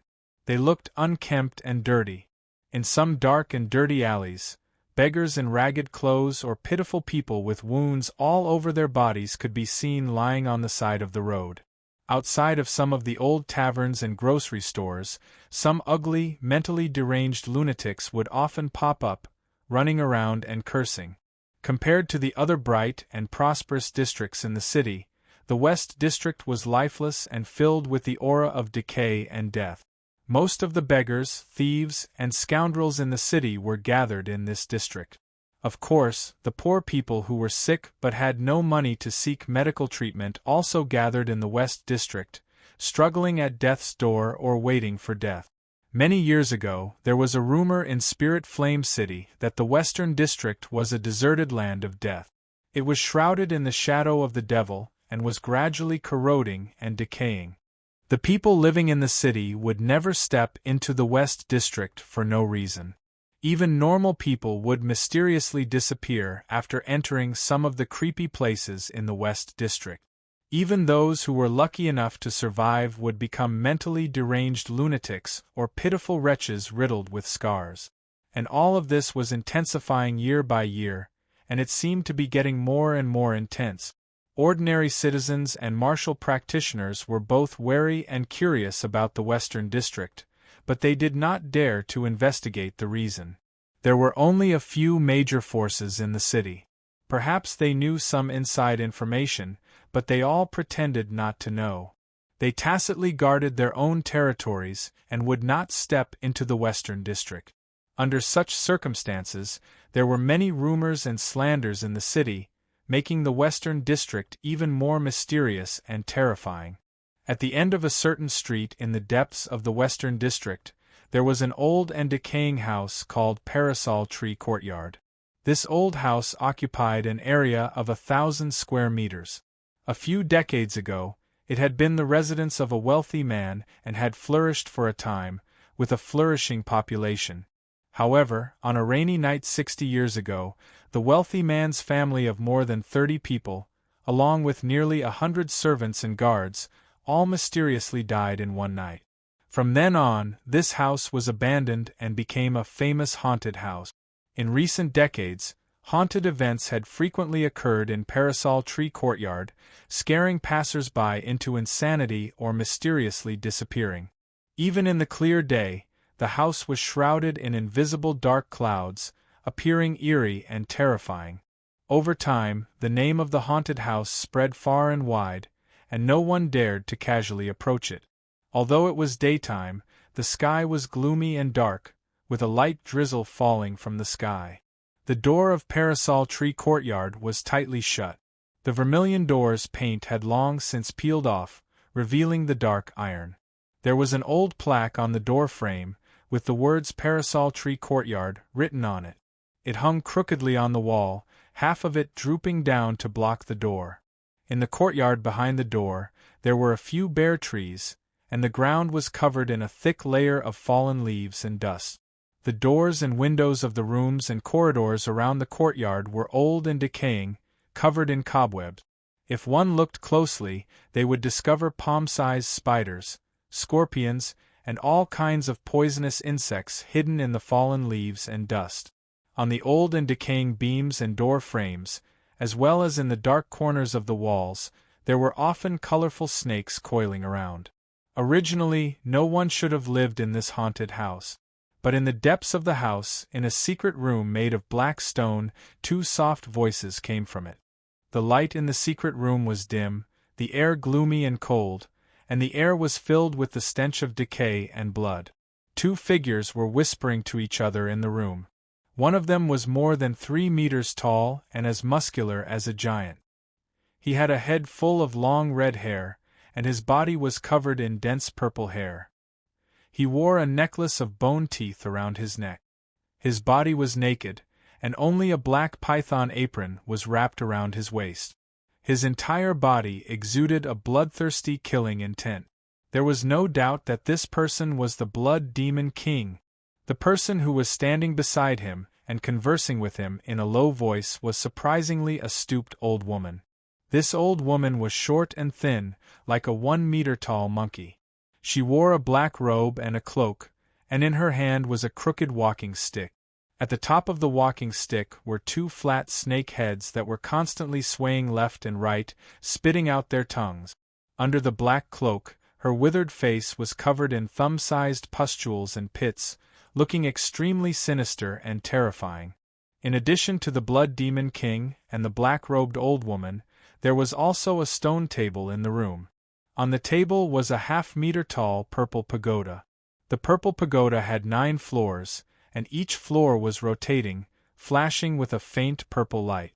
The 9 floors of the pagoda rotated at different speeds and directions, appearing extremely messy, but there was a unique pattern to it. The purple light from the pagoda was reflected on the walls of the secret room, like a light screen showing an image. In the image, there were 3 young men and women riding on a white spirit crane, flying through the sky. Seeing this scene, the black-robed old woman curled her toothless mouth and let out a hoarse sneer. Hee! The prey is coming toward us. The Blood Demon King also revealed a bloodthirsty sneer, clenching his fists and said, "Just in time. This king has not drunk the blood of humans for a long time. These little bastards dare to come to Flame Spirit City to find this king. This king will not let them return." Chapter 389. Without a doubt, The image displayed by the 9-story purple pagoda was of Ji Tianxing and Yun Yao, who were thousands of miles away. The blood demon lord stared at the three of them in the image, his eyes fixed on Ji Tianxing. His eyes were filled with bloodthirsty intent. "Granny Ghost, that kid is very important to me. According to the High Priest's report, that kid seems to have obtained the heavenly astral bead and is closely related to Kenshin. I need your help to find out if that kid has the heavenly astral bead or not." Granny Ghost looked at Ji Tianxing in the image and nodded gently. How dare these three juniors come to Flame Spirit City? They really don't know what's good for them. At this point, Granny Ghost paused and asked in a puzzled tone, "But why have you been looking for the heavenly astral bead for the past 100 years and are willing to do anything for it?" The blood demon lord hesitated for a moment and said in a low voice, "I've investigated it before. It's said that a drop of Kenshin's divine blood is sealed in the heavenly astral bead. If I get the heavenly astral bead, I can offer it to His Majesty the Demon King and use Kenshin's divine blood to restore His Majesty the Demon King's vitality. Moreover, Kenshin's inheritance can save us demons, allowing us to cultivate like normal people and not turn into hideous monsters." Granny Ghost was stunned for a moment and suddenly grinned. "That's a big problem. The true form of you demons is really too ugly. Ha ha." The blood demon lord lowered his head and glared at her. He said in a low voice, "Aren't you ugly?" Granny Ghost shook her head and said in a playful tone, "I was also a great beauty in the past. Otherwise, how could I have mesmerized you? How could I have made you kneel before me?" The blood demon lord rolled his eyes silently and didn't comment on that. Moreover, looking at Granny Ghost's current appearance, he didn't want to say anything more. Granny Ghost naturally understood that. She said in a slightly emotional tone, "Sigh, it's a pity that in order to obtain more power and master godlike techniques, some sacrifices must be made." When the Blood Demon King heard the complicated tone in her words, he immediately felt the same way and calmed down. He bent down and patted Granny Ghost's shoulder. He said in a low voice, "Granny Ghost, don't think too much. Let's get down to business." Granny Ghost nodded and took out a handful of withered yellow straws from her wide and greasy sleeve. Upon closer inspection, one would discover that they were 16 simple-looking scarecrows, each the size of a palm. Granny Ghost placed the 16 scarecrows on the table in a row, and then took out 16 dark yellow talismans from her sleeves. She held a talisman between her left index and middle fingers while waving the snake-headed walking stick with her right hand. Streaks of green light shot out as she chanted a secret technique.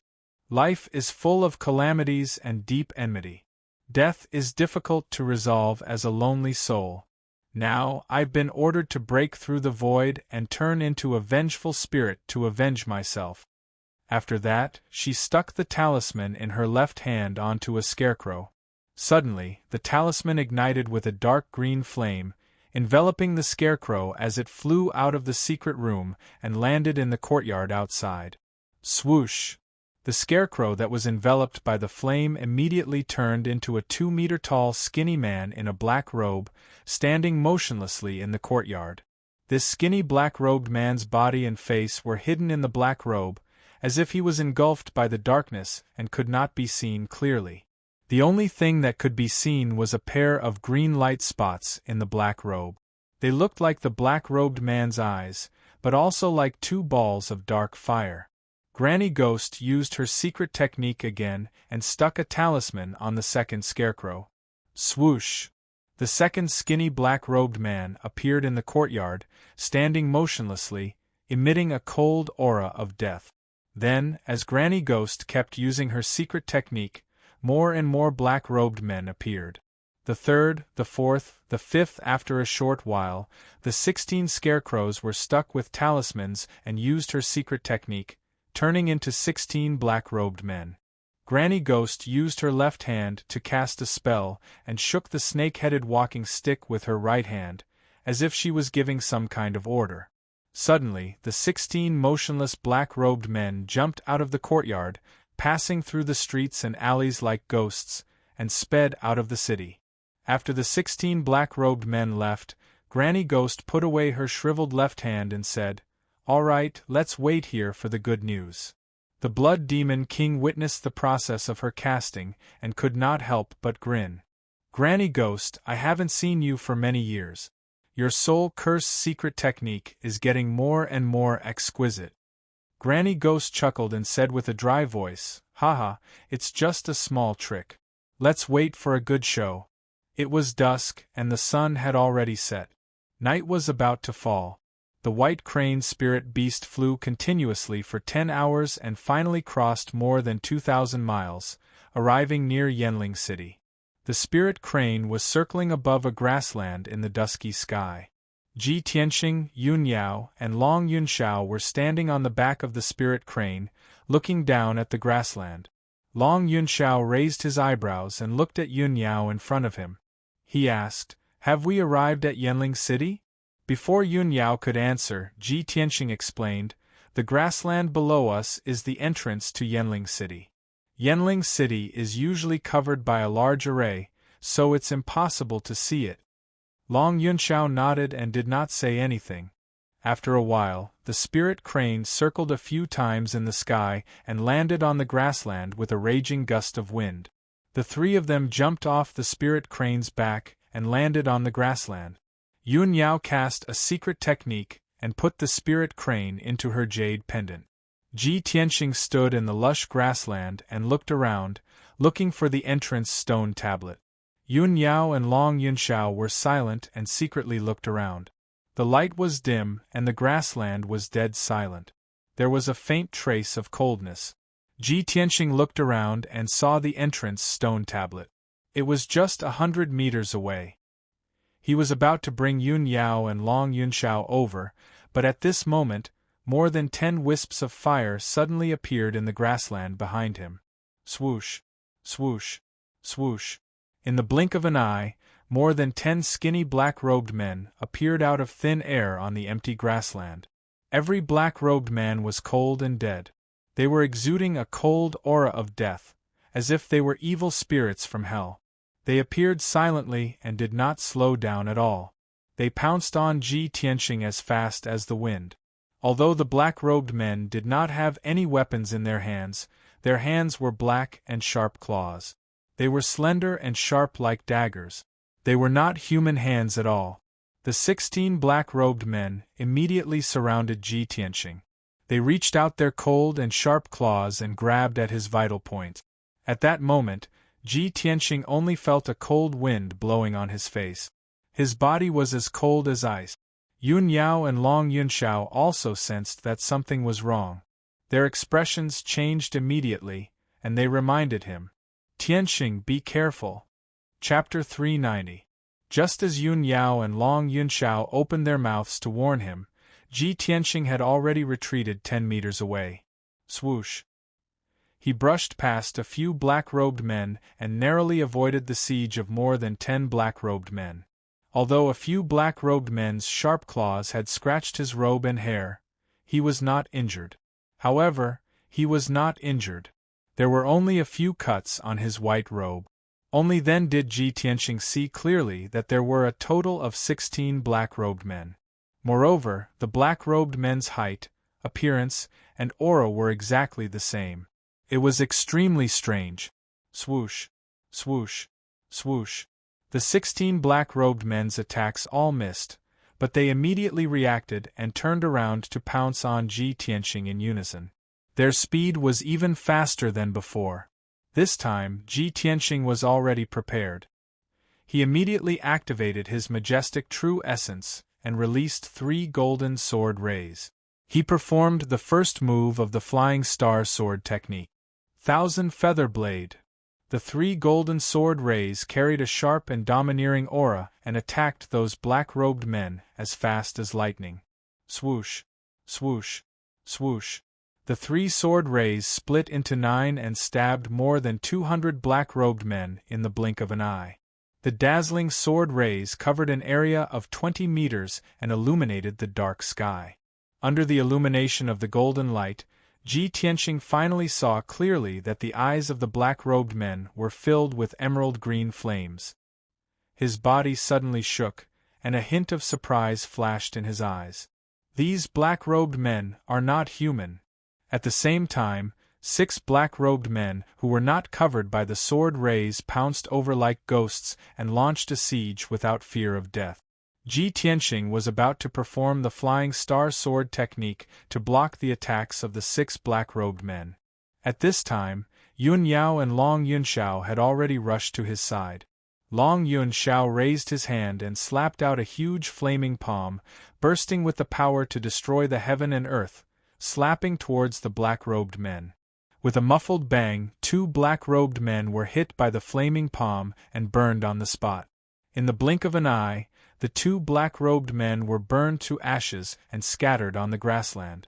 Seeing this scene, Ji Tianqing was even more certain that these black-robed people were not humans, but more like ghosts or puppets. At this moment, Yun Yao and Long Yunxiao attacked at the same time and smashed the 4 black-robed men who had rushed to the front. After the 4 black-robed men collapsed, they spontaneously combusted and turned into black ashes that scattered across the grassland. In the blink of an eye, only 10 of the 16 black-robed men were left. The 10 black-robed men were stabbed by the 1,000-feather blade over 1,000 times, and their fates were too horrible to endure. 6 of the black-robed men were smashed into pieces by the sword light. After a burst of fire, they turned into black ashes. Among the 4 surviving black-robed men, one of them seemed to be afraid of the battle. With a swoosh, he dived into the grass and disappeared. The other 3 black-robed men did not know the difference between life and death, and rushed towards Ji Tianqing without any regard for their lives. The result was obvious.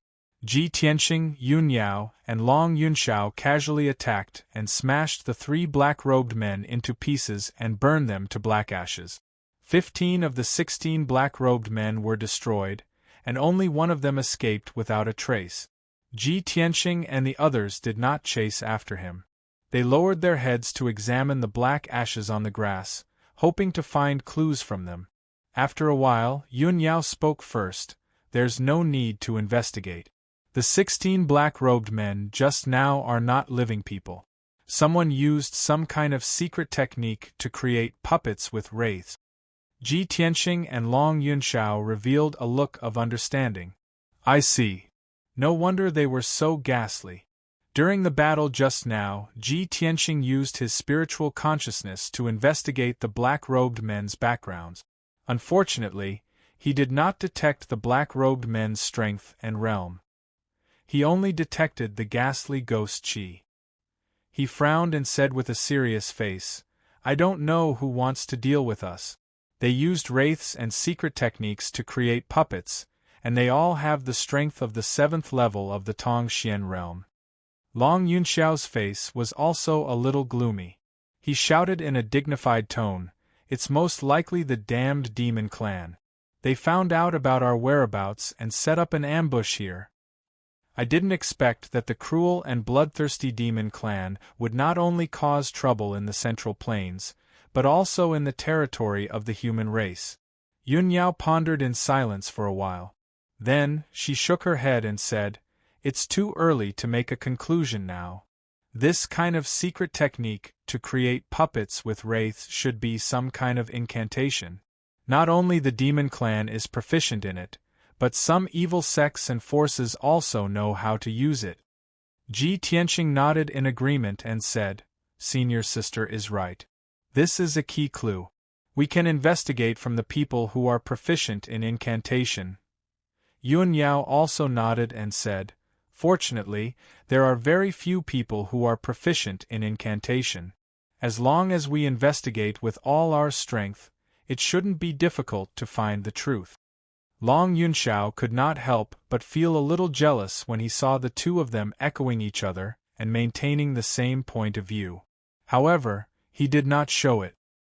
He quickly suppressed those distracting thoughts and focused his attention on the investigation and the mission to exterminate the demon clan. Not long after, night fell. Ji Tianqing hurriedly led Yun Yao and Long Yunxiao to the side of the black stone tablet in the grassland. He took out the Atlas badge and placed it on the black stone tablet. Then, he silently injected his true essence. The stone tablet immediately lit up with a silver light and emitted a powerful formation fluctuation. Soon, Flame Spirit City's great protective formation was activated. The scene in front of the three of them changed. An ancient black city appeared out of thin air on the originally empty grassland. The enormous city gates were tightly shut. The three of them walked together toward Flame Spirit City's gate. At the same time, in the haunted house in the western district of Flame Spirit City. Whoosh! A skinny black-robed man suddenly emerged from the ground and appeared in the dark secret chamber. Granny Ghost and the Blood Demon King had been waiting quietly in the secret chamber. When he suddenly saw the black-robed man appear, the Blood Demon King's eyes immediately revealed a strong sense of anticipation. Granny Ghost, quickly take a look at the results. Granny Ghost's left hand formed a seal and her right hand shook the snake-headed walking stick, casting a secret spell. Suddenly, the black-robed man's ghostly fire eyes flickered violently, as if he was conveying some kind of message. Granny Ghost silently sensed for a while. Then, she gently shook her head and sighed. Those three little bastards are quite strong. The phantom puppets could not find the results and were all scattered. As she spoke, she formed another seal and shook the snake-headed walking stick to cast a secret spell. The black-robed man suddenly twisted and turned back into a scarecrow with a whoosh. He quietly lay on the stone table. The Blood Demon King stared at the scarecrow with a look of deep disappointment. Suddenly, he saw a faint trace of black on the yellow scarecrow. What is this? He frowned in confusion and instinctively looked down. Only then did he realize that there was a strand of black hair on the scarecrow. He reached out and twirled the strand of black hair. He muttered to himself, "A strand of hair on the puppet's body? Whose hair is this?" Hearing this, Granny Ghost's gloomy eyes suddenly emitted a faint green light. Chapter 391. The Blood Demon Lord was a little disappointed. But when he heard Granny Ghost's words, hope rekindled in his heart. "Granny Ghost, do you have any ideas?" Granny Ghost grinned and sneered. "Hee, leave it to me." Then, she took the strand of hair and placed it on the 9-story purple pagoda. She made a hand seal with her left hand and shot out wisps of green light into the 9 Souls demonic pagoda. The demonic pagoda immediately sped up and emitted purple flames. The strange purple flames wrapped around the strand of hair and kept burning. Then, a surprising scene appeared. The seemingly weak strand of hair was not burned by the purple flames and was still intact. Moreover, the black hair danced in the purple flames, and its color gradually changed. After a few breaths, the black hair turned golden and emitted a faint golden light. Granny Ghost sneered and said in a low voice, "This strand of hair is very strange. It must have been nourished by a very powerful bloodline. That kind of powerful bloodline is not something that an ordinary human can have." When the Blood Demon Lord heard her words and felt the faint special aura in the hair, his expression changed immediately. The hair did not melt in the fire? Such a miraculous power, I think only the Sword God bloodline can achieve. This strand of hair must belong to Ji Tianxing. He must have fused with the Kenshin blood in the heavenly star bead to have such a powerful bloodline. At the thought of this, the Blood Demon Lord was enraged, and his face was distorted. "Damn you, little bastard! He actually got the Kenshin blood. I must catch him, devour his body and all his blood, and take back the Kenshin bloodline." The Blood Demon Lord clenched his fists, and his eyes were filled with bloodthirst. Ji Tianxing, Yun Yao, and Long Yunxiao were walking on a street in Yanling City. It was the time to light the lanterns, and the streets were all lit up. There were very few people on the streets, and only some restaurants and gambling houses were bustling with activity, making it seem lively and clamorous. Ji Tianxing and the other two seemed to be aimlessly walking around the streets and alleys, observing the city's environment. In fact, the three of them were secretly releasing their spiritual senses to investigate the aura of the demons, looking for clues. Yun Yao's heavenly spirit sacred body was very sensitive to the auras of different races. Long Yunshao also had a treasure that could detect the auras of the Devil Clan. Even so, after searching for 2 hours, the three of them were still unable to find any clues about the whereabouts of the demon race. Yun Yao and Long Yunshao both sensed that the aura in this spirit flame city was extremely chaotic, and some areas were extremely filthy. Trying to find the hidden demons in Spirit Flame City was no different from finding a needle in a haystack. Seeing that it was already late into the night, Flame Spirit City gradually quieted down. Ji Tianxing and the other two had no choice but to temporarily stop their search. At the end of a street, under a dim tree, the three of them discussed their next plan in low voices. Long Yunshao frowned and said, "We can't keep searching like this. Although this Spirit Flame City is not big, there are all sorts of people here, and the auras of different races are chaotic. The demons hiding in the city are very strong. Their whereabouts and auras are very well hidden. It will be very difficult to find them in a short time." Yun Yao nodded slightly and looked at Ji Tianxing. She asked, "We can't keep searching like this. We must use the curse technique as a clue and start investigating." "Junior brother Tianxing, you've been to Spirit Flame City before. Do you know where we can ask for information?" Ji Tianxing answered truthfully, "There's a place in the city called the Octagon Tower. It specializes in selling information. However, it's already late at night, and the Octagon Tower is already closed. We can only ask tomorrow." "Tomorrow?" Long Yunshao raised his eyebrows, a hint of worry in his eyes. "We're out in the open, while the enemy is in the dark. We must move quickly, lest something unexpected happens." Hearing his words, Ji Tianxing immediately had an idea. With a serious expression, he said, "Besides the Octagon Tower, there's another place where we might be able to get information. Come with me." After that, Ji Tianxing led Yun Yao and Long Yunshao to the East City Market. The East City Market was the most prosperous area in Spirit Flame City. Even though it was late at night when there were few pedestrians, there were still many shops in the market that were open with lights on. After Ji Tianxing led the two into the East City Market, they went straight to the Heavenly Eagle Casino.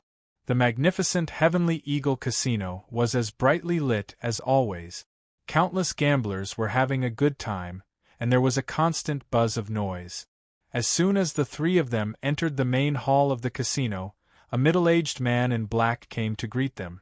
Ji Tianxing remembered that this person's surname was Tian. He was a deacon in the casino. He did not beat around the bush and directly told Deacon Tian the purpose of his visit.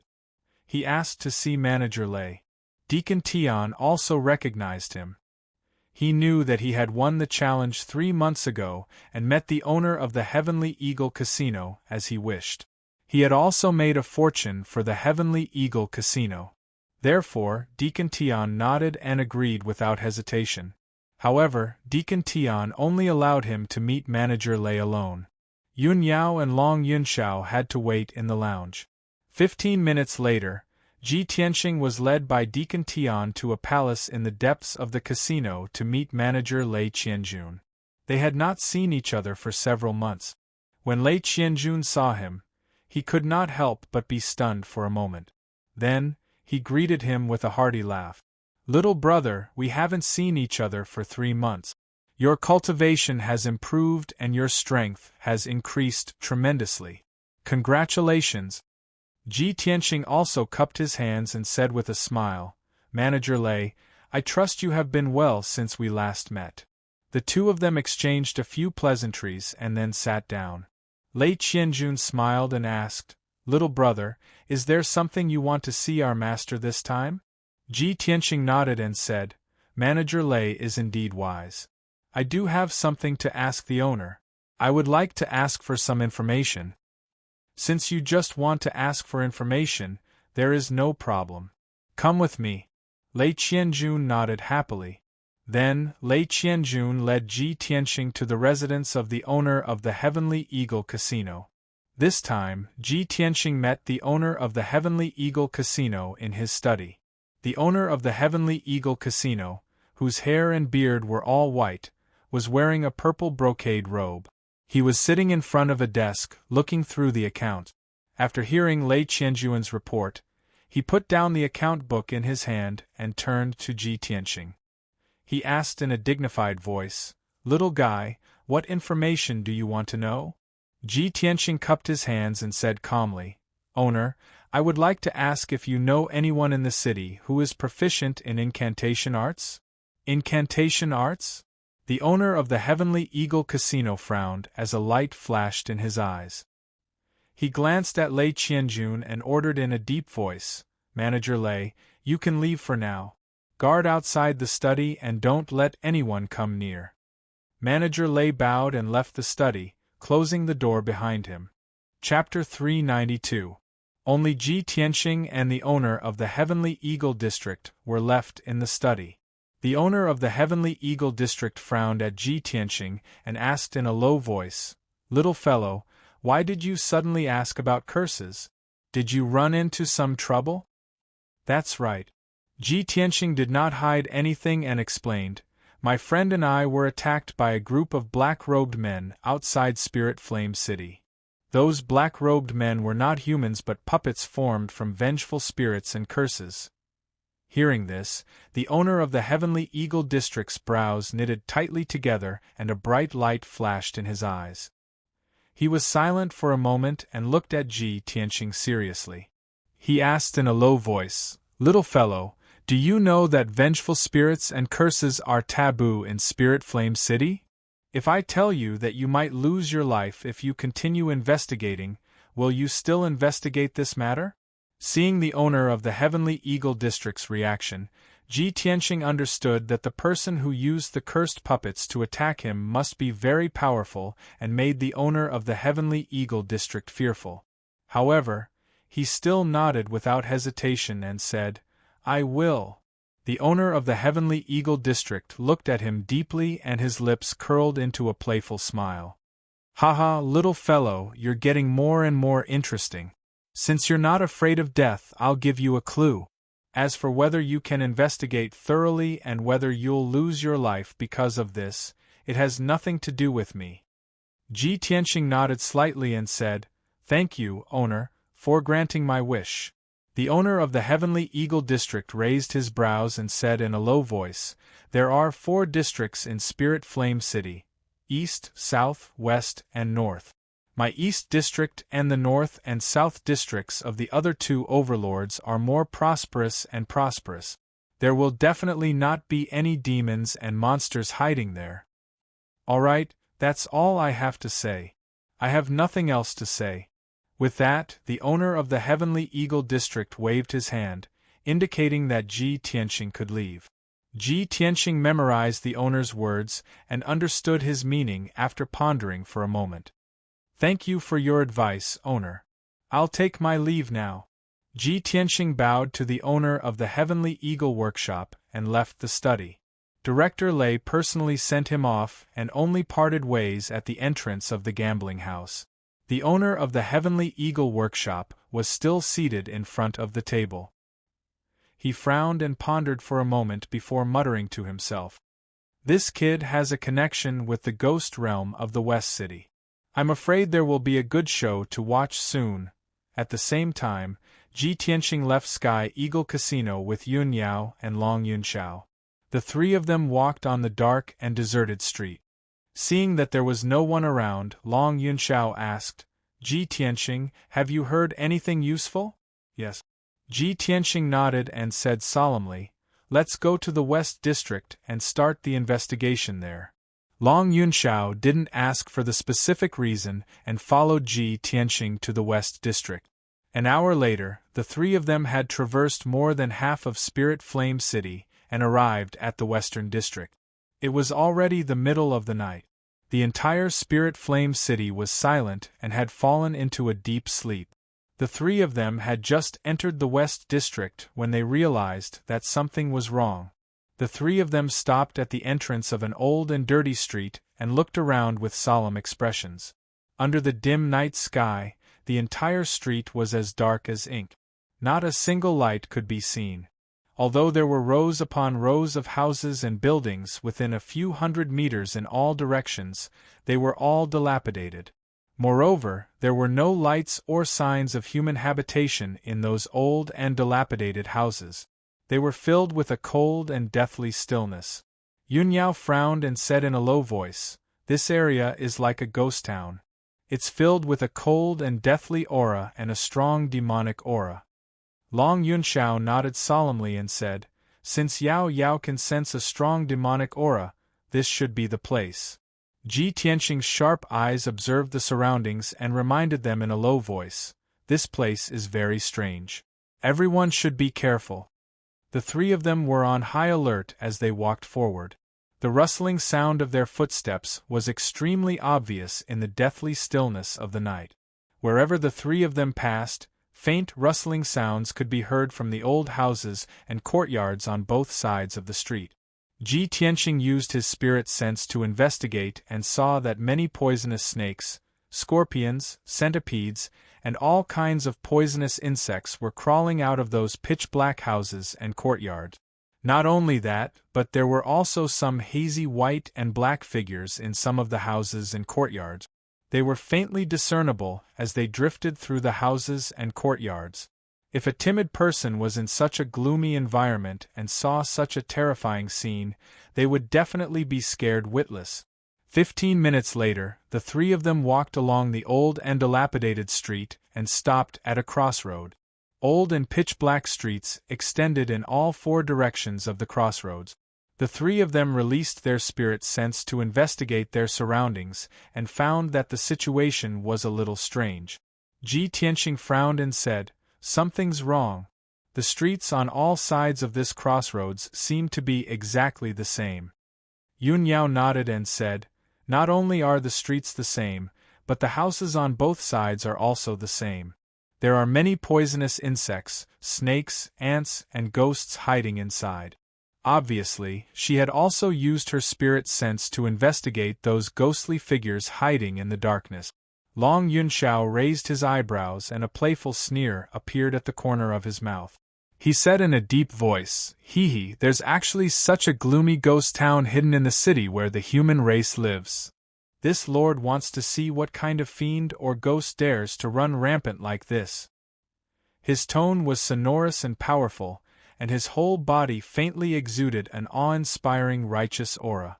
It was precisely because his heavenly thunder-sacred body exuded a pure yang aura that those snakes, insects, and ghosts didn't dare to show up easily, let alone approach. Ji Tianxing looked around and observed for a moment before he found some clues. "If I'm not wrong, I'm afraid we've already entered a maze.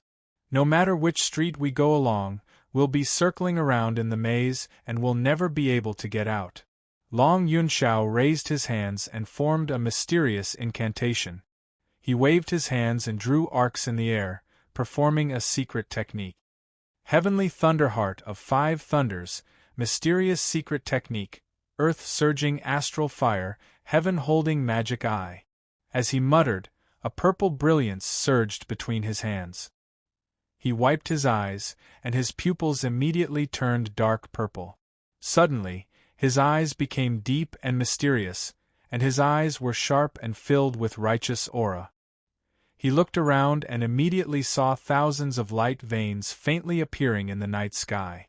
They were as dense as a spider web, condensing into a maze. There were also wisps of dark green flames floating in the night sky. In the dark corners of the surrounding streets, as well as in the depths of the ground, there were countless white skeletons hidden. Even the slowly wriggling venomous snakes and insects in the houses on both sides of the street were transformed from gray skeletons and ghosts. Seeing this scene, his face suddenly changed, and he said in a serious tone, "There's indeed a maze here, and it's a Heaven Prime maze. The area within a radius of 1,000 meters is covered by the maze. Who knows how many skeletons and ghosts are buried in the old houses and in the depths of the ground. The other party must have expected that we would come here, so they set up this maze in advance, waiting for us to walk into the trap. Chapter 393. With Long Yunxiao's strength, realm, and status, he wouldn't care about normal dangers. For him to have such a serious expression and feel that it was very troublesome, it must be an extremely dangerous situation. Ji Tianxing and Yun Yao both understood this. Their hearts also became heavy. Yun Yao drew her cold moon sword. Her true essence was surging inside her body. She was on high alert, ready to launch a thunderous attack at any time. Ji Tianxing didn't have the Black Dragon sword, but he also activated the true essence inside his body and condensed a few rays of golden light in his palm. He was ready to release a powerful sword aura at any time. As for Long Yunxiao, he had already drawn a golden sword after observing the surroundings with his Dharma eyes. It was a heavenly origin grade divine weapon called the Nine-Cloud Sword. The hilt of the sword was shaped like a dragon's head. The 2-inch wide blade was flashing with faint electric arcs. The three of them stood at the center of the intersection with their backs to each other. They looked at the dark sky around them with sharp eyes. Suddenly, Long Yunxiao shouted, "Watch out, they're coming!" As his voice faded, the sound of something breaking through the air came from the darkness around them. In the next moment, countless white figures appeared out of nowhere in the darkness. They flew across the night sky like a gust of wind and pounced on the three of them. Every white figure was wearing tattered white clothes. Their messy, long hair was loose. Their faces and feet couldn't be seen clearly. They didn't walk on the ground. They flew across the night sky like ghosts towards the three of them. Ji Tianxing saw clearly that these white ghosts didn't have feet or faces. They all had sharp claws that were as white as paper. They didn't have the slightest bit of vitality. They were emitting a cold aura of death. Swoosh, swoosh, swoosh. Countless white ghosts swarmed out from all directions and surrounded the intersection. Some of them flew out from the depths of the street, some of them dashed out from the dilapidated houses, and some of them crawled out from the ground. There were also some exceptionally tall ghosts that crawled out of the well. In just a few breaths, more than 100 white ghosts had pounced on Ji Tianxing and his companions. They waved their claws and attacked. Swish! Swish! The spectre's pale claws and long, sharp black nails pierced through the air like swords and shrieked. The three of them were besieged by numerous white ghosts, and they did not hesitate to use their martial skills to launch a counterattack. Thousand Feather Blade. Ji Tianxing released 3 golden sword auras, which instantly split into 9 and enveloped an area of 20 meters in front of him. Swish! Swish! The night sky within a radius of 20 meters was illuminated by the dazzling golden light. This area was also filled with fierce and domineering sword light. As long as the ghosts were enveloped by the sword light, they were instantly torn into pieces and turned into pieces of white bones that scattered on the ground. Yun Yao formed a sword seal with her left hand and held the cold moon-treasured sword with her right hand. She waved her sword and slashed out 63 rays of cold light. The sword light formed 9 plum blossoms and attacked the dozen or so ghosts. Pring pring pring, after a series of muffled sounds, many of the ghosts were killed and turned into a pile of bones. Long Yunxiao's attack was the most domineering. Purple lightning constantly surged out of his left palm, and he struck out balls of lightning with his palm. As long as the white ghosts were hit by the balls of lightning, they would let out shrill screams and burst into purple flames on the spot before turning into black ashes. He waved the 9-cloud sword with his right hand and slashed out purple lightning arcs that covered an area of 20 meters. Many of the white ghosts that were hit by the purple lightning arcs would explode and be burned into black ashes by the pure yang qi. The three of them fought together and used all their strength to fend off the ghosts that pounced from all directions. They did not dare to relax at all. Although the combat strength of the white ghosts was only equivalent to a martial artist of the 7th or 8th level of the Tongxian realm, they were not flesh and blood. They were not made of flesh and blood. They were not afraid of death and could fly in the night sky. They came and went like the wind and were very fast. These white ghosts were very difficult to deal with, and there were so many of them that it was as if they could never be killed. 15 minutes later, Ji Tianxing and the other two had killed more than 1,000 white ghosts. The ground was filled with grayish-white bones that piled up to half a person's height. Until now, there were no more white ghosts that appeared in the surrounding night sky. Only 3 exceptionally large ghosts were left. They were still flying in the night sky and fighting with Ji Tianxing and the other two. Not only were these 3 ghosts enormous, their strength was also exceptionally strong. They were comparable to a 2nd or 3rd level origin core martial artist. Compared to ordinary ghosts, the most obvious difference was that they all had a ghastly pale and hideous face. 2 balls of dark green flames flickered in their empty eye socket. After the 2 of them exchanged over 100 moves, Long Yunxiao was the first to finish off his opponent. He relied on the heavenly lightning sacred body's pure yang qi and was completely unafraid of the ghost's sharp claws and deathly cold attacks. He slapped the ghost's chest with his palm and sent it flying.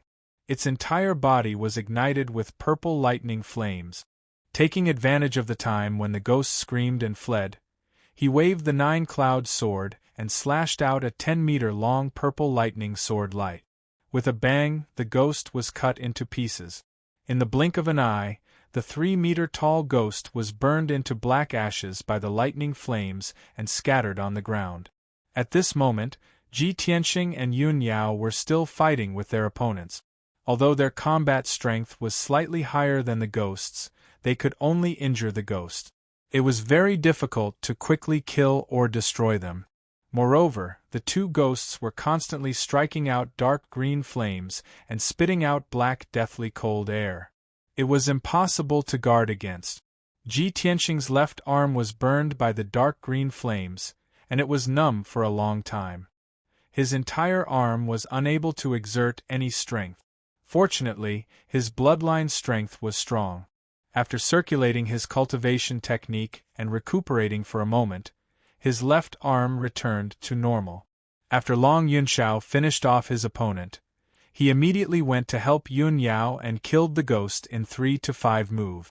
It was only at this moment that Ji Tianxing used Crimson Dragon Flash to completely kill the heavily injured ghost and turn it into bones that covered the ground. All the ghosts were killed and turned into white bones and black ashes that covered the ground. Ji Tianxing and Yun Yao heaved a sigh of relief and hurriedly circulated their cultivation techniques to regulate their breathing. The fierce battle just now had consumed a lot of their cultivation technique. Long Yunxiao looked into the darkness and hurriedly reminded them, "We can't stay here for long. Let's leave this place quickly. Otherwise, more ghosts and ghosts will attack us. Moreover, we have to investigate this formation as soon as possible and find a way to break it." Ji Tianxing and Yun Yao both understood this point and hurriedly followed him to the street in the south. The 3 figures quickly disappeared into the darkness. Not long after they left, the piles of bones on the ground at the crossroads strangely gathered together. With a kacha sound of friction, the millions of grayish-white bones actually condensed into a huge bone dragon that was emitting dark green flames all over its body. The skeleton bone dragon was more than 20 meters long and more than 10 meters tall. It had 2 skull dragon heads and a pair of dragon wings made of white bones. After it condensed and took shape, it twisted its body a few times and flapped its white bone wings, flying in the direction that Ji Tianxing and the others had left. Chapter 394. In a dark courtyard house, Ji Tianxing and Yun Yao were observing the surroundings of the courtyard. Some poisonous snakes, ants, and ghosts that occasionally charged out from some rooms were easily killed by the 3 of them. Long Yunxiao utilized his Dharma eyes to observe for a moment before saying, "I've already investigated. There are the fewest ghosts hidden here, and it seems to be the foundation of the grand formation." Ji Tianxing shook his head instead and said with a calm expression, "No, this seems to be the foundation of the grand formation, but it's actually a void that was intentionally left behind by the person who set up the formation to deceive others. This heaven origin grand formation is extremely profound, and its true foundation is hidden extremely deep. Moreover, it's surely guarded by powerful ghosts and ghosts. Long Yun Shao couldn't help but glance at him when he heard this and asked, "You seem to be very proficient in the formation Tao?" Ji Tianxing didn't try to be modest. He nodded silently. In fact, he wasn't just proficient in the formation Tao. His attainments in the formation Tao had already reached the Grandmaster level. Yun Yao added in a timely manner, "Junior brother Tianxing's attainments in the formation Tao can be called a Grandmaster, and he once broke a top-grade Heaven Origin Grand Formation before." Long Yun Zhao's brows raised as a wisp of shock and surprise flashed in his eyes. He obviously didn't expect that Ji Tianxing was so young and only at the third level of the Origin Core stage, but his attainments in the formation Tao actually surpassed him by so much. He went silent for a moment before saying to Ji Tianxing, "Since it's like this, you're responsible for investigating this grand formation and looking for a way to break it." Ji Tianxing didn't have any objections and nodded. He thought for a moment before continuing, "Since this is a void that was intentionally left behind by the person who set up the formation, it's most likely a trap or ambush. It's better for us to leave as soon as possible." As soon as he finished speaking, Long Yun Zhao's face went grim as a wisp of cold light flashed in his eyes. "I'm afraid it's already too late." In the next moment, 4 tall and big black-robed figures emerged from a dry well in the backyard with swooshing sounds. These black-robed figures were not ghosts, but puppets formed by vengeful spirits and curses. They were much stronger than the specters. They streaked across the night sky as fast as lightning and rushed to the front yard, surrounding Ji Tianxing and the other two. Unexpectedly, not only did these puppets have ferocious and terrifying faces, their eyes flickered with dark green flames, they also held ancient and broken swords in their hands. Blue flames flickered on the blade and sword, exuding a cold aura of death, as if they were weapons from hell. The 4 black-robed puppets seemed to have intelligence. They spread out and surrounded the 3 of them. Their movements were uniform as they waved their swords and sabers, creating a sky full of blue flames. Swish! Swish! In an instant, the 3 of them were surrounded by blue flames, and the dark front yard was illuminated by the flames. "Be careful!" Long Yunshao bellowed and took the lead in wielding the 9-cloud sword. He used the power of the heavenly thunder sacred body to launch a counterattack. His left palm shot out a fist-sized ball of purple lightning, while his right hand swung the sword, sending out purple lightning bolts that filled the sky. His entire body was bursting with a powerful pure yang energy. Instantly, violent gales blew within the front yard and swept out in all directions. Boom! A ball of purple lightning struck the black-robed puppet, blasting open a large hole in its chest, and its black robe was ignited with lightning flames. The ball of lightning descended into the corner of the courtyard, instantly collapsing half of the courtyard wall and blasting open an enormous deep pit on the ground, causing dust and dirt to spray out into the sky.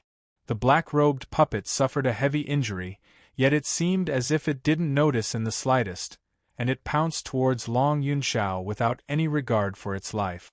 Long Yunshao hurriedly swung the 9-cloud sword, instantly slashing out 19 violet lightning sword lights before blasting the black-robed puppet flying, and half of its body was broken. But even then, the black-robed puppet still didn't know pain, and it fearlessly pounced over once more. Long Yunxiao's brows knit tightly when he saw this scene, and his mood became even heavier. "Both of you be careful. The strength of these 4 black-robed puppets is comparable to a 7th-level Origin Core stage expert, and they're extremely difficult to deal with." Ji Tianxing and Yun Yao's faces went grim, and their gazes became even more serious. The battle earlier had caused them to consume a great deal of true essence. With their current strength, it was utterly impossible for them to defeat a 7th-level Origin Core stage expert. Not to mention the opponent was a black-robed puppet, and it didn't have a body of flesh and blood, so its defense and speed were extremely formidable. Crimson Dragon Flash! Heavenly Star 5 Swords. Ji Tianqing released a 10-meter-long flaming sword light that fiercely charged towards a black-robed puppet with the might to pierce through everything. The black-robed puppet wasn't able to dodge in time and was struck by the crimson dragon flash on the spot. Boom! Amidst a muffled bang, the black-robed puppet was blasted flying by the sword light. The black robe on its body burned with crimson-red flames, half of its arm was blasted into pieces, and a large hole was pierced open on its chest. But a large expanse of dark blue soul flames gushed out from its hands, and it instantly annihilated the crimson-red flames. It was even to the extent that it used its palms to clamp onto the enormous sword light, and after resisting it a few times, it actually crushed the crimson-red sword light into powder. Violent shock waves mixed with flames spread out towards the surroundings, and it blasted the surrounding houses to the point of collapsing and shattering, transforming them into rubble that covered the ground. Yun Yao's situation was practically the same as well. She swung the Frost Moon sword and slashed out 5 enormous sword lights, and it merely injured a black-robed puppet before being crushed by another black-robed puppet. The 3 of them resisted the attacks of the 4 black-robed puppets with all their strength, and they instantly felt as if they'd fallen into a quagmire and were unable to escape. 2 black-robed puppets entangled Long Yunxiao, whereas the other 2 black-robed puppets fiercely attacked Ji Tianqing and Yun Yao, and they were beaten to the point of retreating repeatedly. The 3 of them were quickly forced to separate, and their situation became more and more dangerous. Along with the battle becoming more and more intense, the dazzling brilliance of true essence illuminated the night sky, and muffled bangs sounded out without end as the violent shock waves destroyed the house to the point of shattering.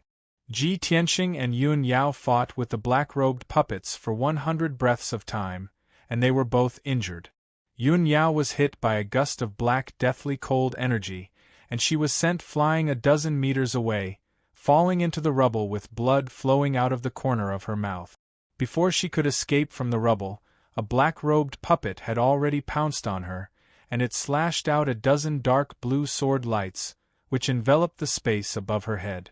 She was about to be hit by the dark blue sword lights, and even if she didn't die, she would be seriously injured.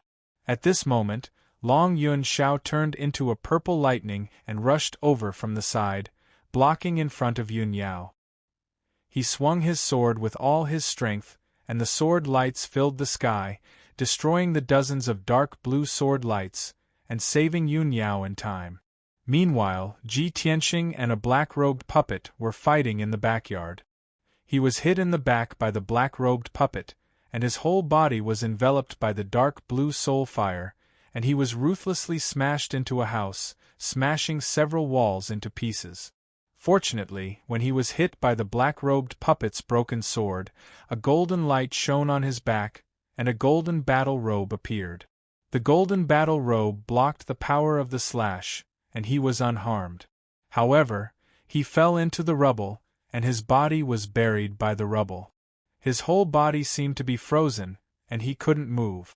The eerie blue soul fire not only froze his fleshly body, but also nearly froze his soul, causing his consciousness to become muddled and blurry. At the moment of life and death, the Kenshin bloodline exploded with dazzling golden light, releasing a vast and mighty power that rushed through his body. When the dark blue soul fire met the Kenshin bloodline power, it was like ice meeting the sun, melting and disappearing instantly. In the blink of an eye, Ji Tianqing returned to normal, and hurriedly climbed out of the rubble. He was looking around for the black-robed puppet, and then he saw an enormous bone dragon standing in the rubble in front of him. It was a bone dragon with 2 dragon heads and a pair of bone wings. Its 4 eyes were dark blue soul fire, and its body was surrounded by dark green flames, giving off an extremely powerful aura. It looked down at Ji Tianqing from above, as if it was an evil spirit dragon that had walked out of hell. Chapter 395. Ji Tianqing didn't expect that a spectral bone dragon would appear out of nowhere in the courtyard and appear in front of him without making a sound. The black-robed puppet that had attacked him earlier was standing beside the spectral skeletal dragon. Its posture was stiff, as if it did not dare to move at all. Seeing this, his pupils constricted and his entire body tensed up. One black-robed puppet was already very difficult to deal with. He could not kill it even after using all his skills. Now, another spectral skeletal dragon had appeared, and its strength was obviously several times stronger than the black-robed puppet. Even if he used all his trump cards, he might not be able to defeat the spectral skeletal dragon. Just as he was thinking about how to deal with it, the spectral skeletal dragon had already raised its huge white bone claw and slammed it down with the weight of Mount Tai. At the critical moment, Ji Tianxing instinctively used the shadowless step and retreated to the side as fast as lightning. Bang! The huge white bone dragon claw brushed past him and slammed into the brick ruins with a loud bang. Suddenly, the ground shook violently, and the houses within a 100-meter radius collapsed and turned into ruins. A huge crater was formed in the ground, and densely packed gullies appeared around it. Dust and gravel flew everywhere, whistling through the night sky and hitting the nearby houses like hidden weapons. The surrounding houses were also affected, and they were on the verge of collapse from the violent shockwave. Ji Tianxing was lucky enough to escape the attack and was not hit by the spectral skeletal dragon's claw. But he was swept away by the violent shockwave, and his body was involuntarily sent flying more than 10 meters away, falling into the ruins. Amidst the crashing sounds, he smashed into the ruins, crushing many bricks and tiles into powder. He did not care about the dust on his body, and hurriedly got up from the ruins, turned around and tried to escape. However, the spectral skeletal dragon had already rushed to his side. It raised a pair of gigantic white skeletal dragon claws and slammed them down at lightning speed with the power to destroy heaven and earth. The two white bone dragon claws covered an area with a 20-meter radius, and they instantly slammed into the top of his head, about to crush him into powder. At this critical moment, he could not dodge at all. He could only rely on the Kenshin battle robe to resist the attack of the white bone dragon claw. However, just as he covered his body with the Kenshin battle robe and was about to be hit by the white bone dragon's claw, a bolt of purple lightning came from the side. "Get out of the way!" Following an anxious shout, the purple lightning rushed to Ji Tianxing's side and pushed him more than 20 meters away, leaving the attack range of the white bone dragon claw. Almost at the same time, Long Yunxiao's figure appeared in the purple lightning. He raised his palms with all his might and condensed two enormous purple palms with purple lightning, blocking the two white bone dragon claws head-on. Boom! Amidst a deafening muffled sound, Long Yunxiao's lightning palm forcibly blocked the white bone dragon claw. However, he was also suppressed by the peerlessly terrifying power to the point that his back was bent, and his legs had completely sunk into the ground. Seeing this scene, Ji Tianxing was stunned, and a hint of surprise flashed in his eyes. Long Yunxiao actually saved me at such a critical moment? He had the Kenshin battle robe to protect him. He did not need Long Yunxiao's help at all, and he would not be injured. However, he did not expect that Long Yunxiao would actually risk his life to save him.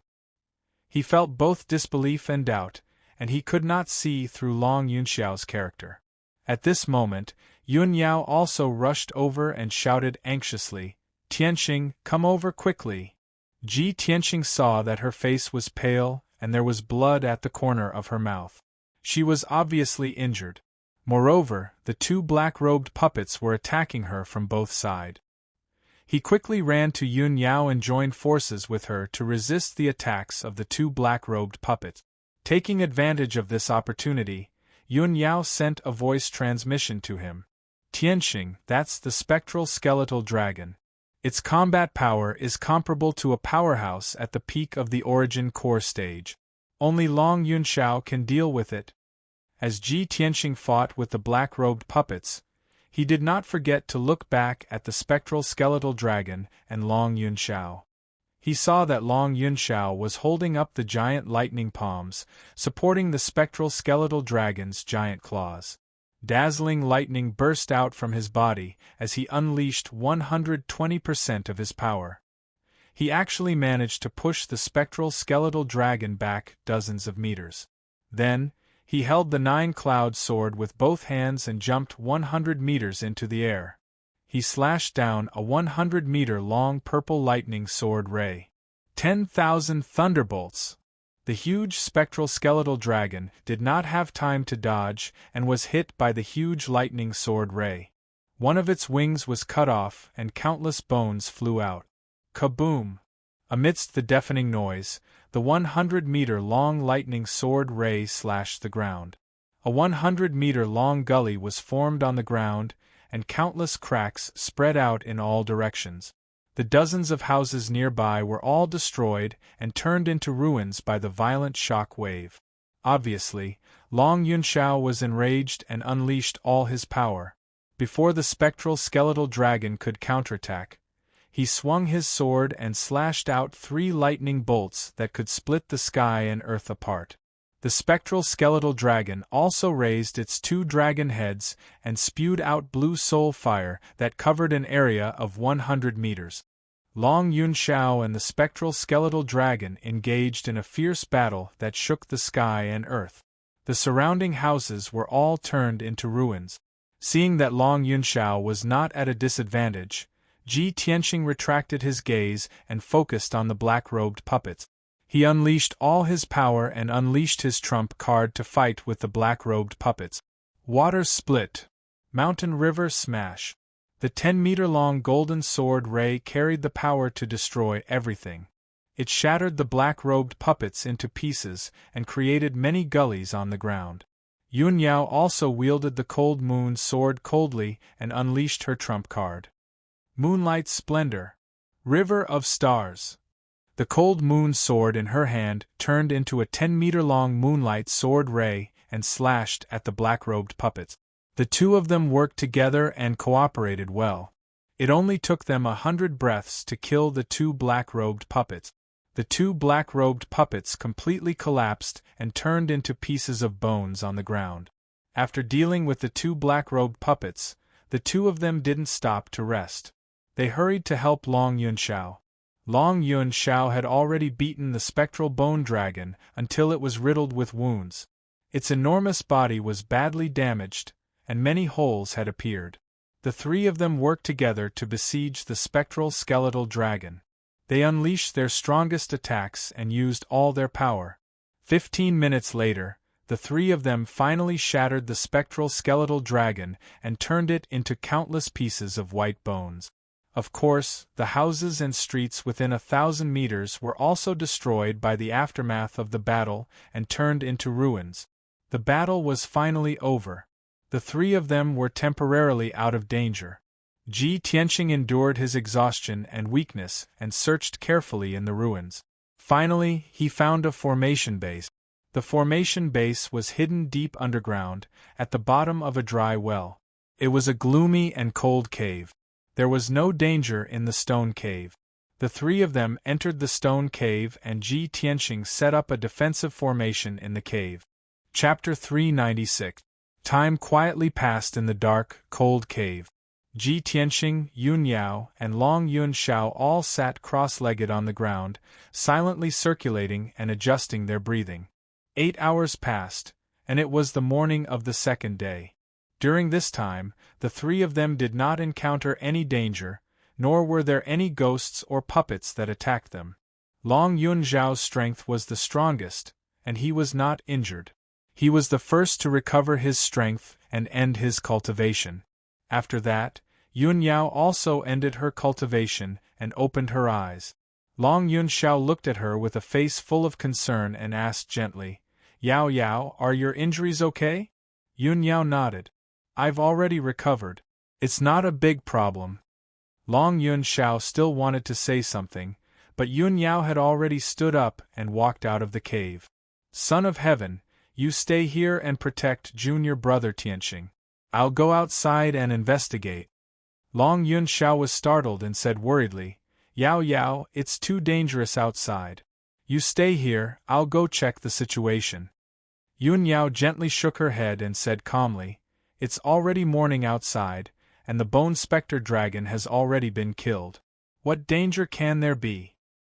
I want to investigate the aura of the demon race. You can't help. Long Yun Xiao was speechless, but he could not persuade her. He could only warn her, then you must be careful. If there's any danger, immediately retreat. Amen. Yun Yao responded and quickly left the cave.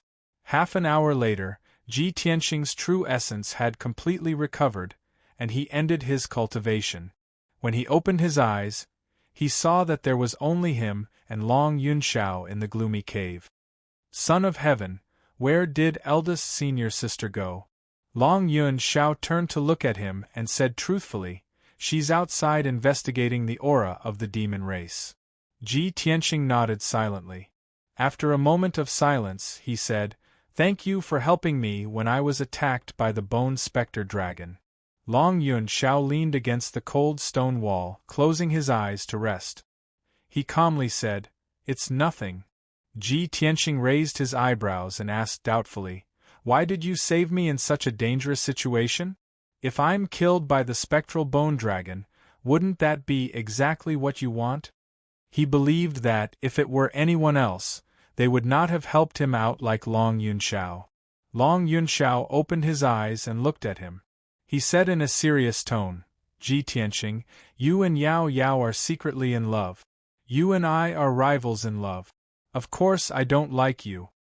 However, I am definitely not the kind of person who would do anything to achieve my goals. I will take you seriously and see you as my opponent. I will defeat you fair and square and take back Yao Yao's heart. Besides, if I leave you to die and you get killed by the spectral skeletal dragon, Yao Yao will definitely look down on me. Although Ji Tianxing and Long Yun Xiao were rivals in love, when Ji Tianxing heard Long Yun Xiao's words, he could not help but feel deep respect. He secretly thought, Long Yun Xiao is indeed worthy of being the imperial court's son of heaven. His breadth of mind is unmatched by ordinary people. This guy is a strong opponent. After a moment of silence, Ji Tianxing asked another question that had been bothering him. Son of Heaven, with your status and power, what kind of woman can't you get? Eldest senior sister is cold to you. Why do you insist on pestering her? Long Yun Xiao raised his eyebrows and smiled. Yes, with my status, no matter who I choose to be the heavenly concubine, it will be her luck and glory. Everyone in the world respects me as the imperial court's son of heaven. When I was young, everyone followed me and gave in to me. No one dared to go against my will. However, Yao Yao is different from the rest. She is the most special person. She is probably the only one who disdains me and treats me coldly. Speaking of this, his eyes revealed a deep look of reminiscence. He continued in a playful tone, The first time I saw Yao Yao was at her father's 100th birthday banquet. She was only 12 years old at that time, but she was already beautiful and elegant.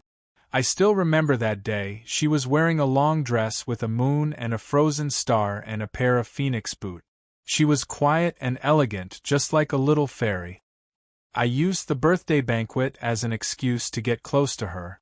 I pestered her and wanted to talk to her. However, she completely ignored me. She would rather have a little spirit bird as her companion than to even look at me. From that day onwards, I made up my mind to marry her in this life and let her see my sincerity and loyalty. Ji Tianxing listened silently and felt that it was a little funny. Everyone followed Long Yun Xiao. Only Yun Yao was cold to him. So he didn't like other women and swore to marry Yun Yao as his concubine? Why does it seem like he's angry? He wanted to ask Long Yun Xiao a few more questions about Yun Yao, but Yun Yao came back and quickly walked into the stone cave. Long Yun Xiao's eyes immediately fell on Yun Yao and asked with concern, Yao Yao, did you encounter any danger? Did you find anything? Yun Yao glanced at him. Seeing that Ji Tianxing had finished his cultivation, she said, The sky is bright. There are no ghosts wandering outside. I just checked. The demon's aura is outside the formation. It seems to be hiding in the depths of the West District. Ji Tianxing nodded slightly and said in a serious tone, "In that case, let's break the formation as soon as possible. After leaving this maze, we can find the demon."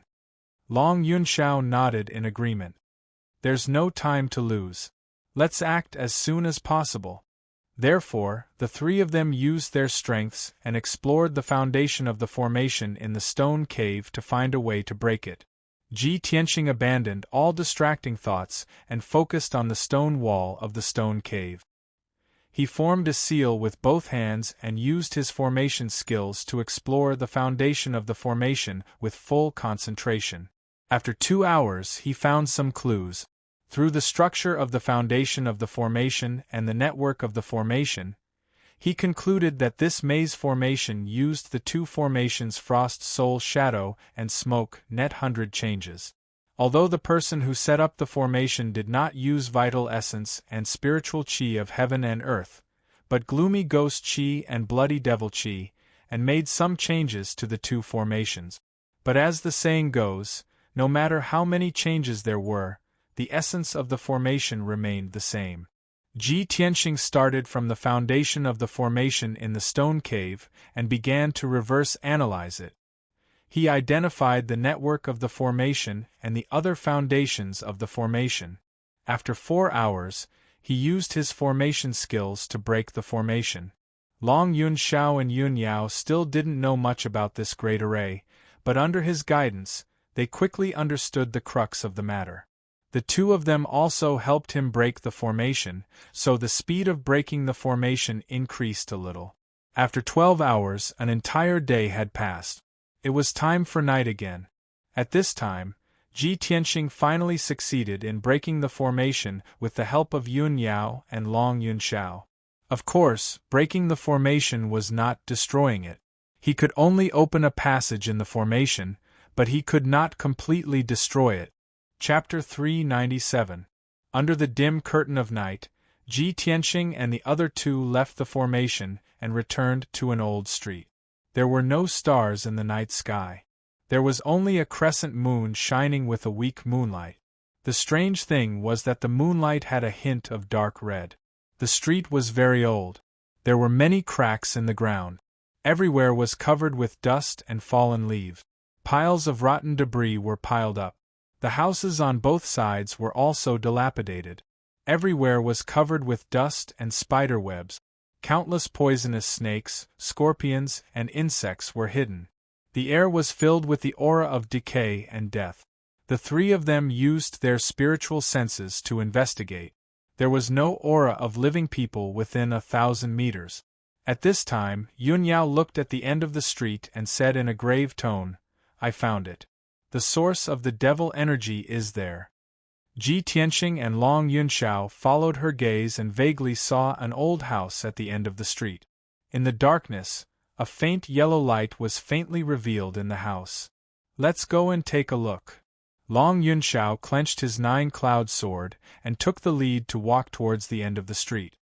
His tone and eyes contained a hint of expectation, revealing a strong fighting spirit. Ji Tianxing and Yun Yao followed closely behind. They were full of vigilance and vigilance.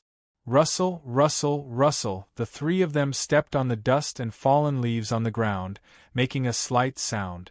It was very obvious in the silent night. Before long, the three of them arrived at the end of the street and stopped in front of the house's gate. The dilapidated house occupied an area of at least 1,000 meters. There were several courtyards. The vermilion gate with peeling paint was tightly shut. The two huge lion head knockers were also suffused with dark green rust. 2 vermilion black lanterns were hung on both sides of the gate. It was unknown how much dust and spider webs and mud had accumulated on them. A dark brown plaque hung on the lintel, half of it drooping in front of the gate. There were 3 mottled and blurry words on the plaque: Wutong Courtyard. Long Yunxiao released his spiritual sense and covered an area of 200 meters. He silently investigated the situation in the courtyard. Carrying the 9-cloud sword, he walked to the gate first and was about to kick it open. But at this moment, The lanterns hanging on both sides of the door suddenly lit up with a dark red light. The strange thing was that the hazy blood light did not illuminate the area in front of the door. Instead, it condensed into a huge ghost face. It was an old woman with disheveled hair.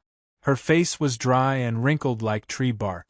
Her eyes were deeply sunken, and she had a wide mouth. She looked at Long Yunxiao and grinned, revealing a strange and sinister smile. "Kiki, you three little fellows, this old one has been waiting for you for a long time."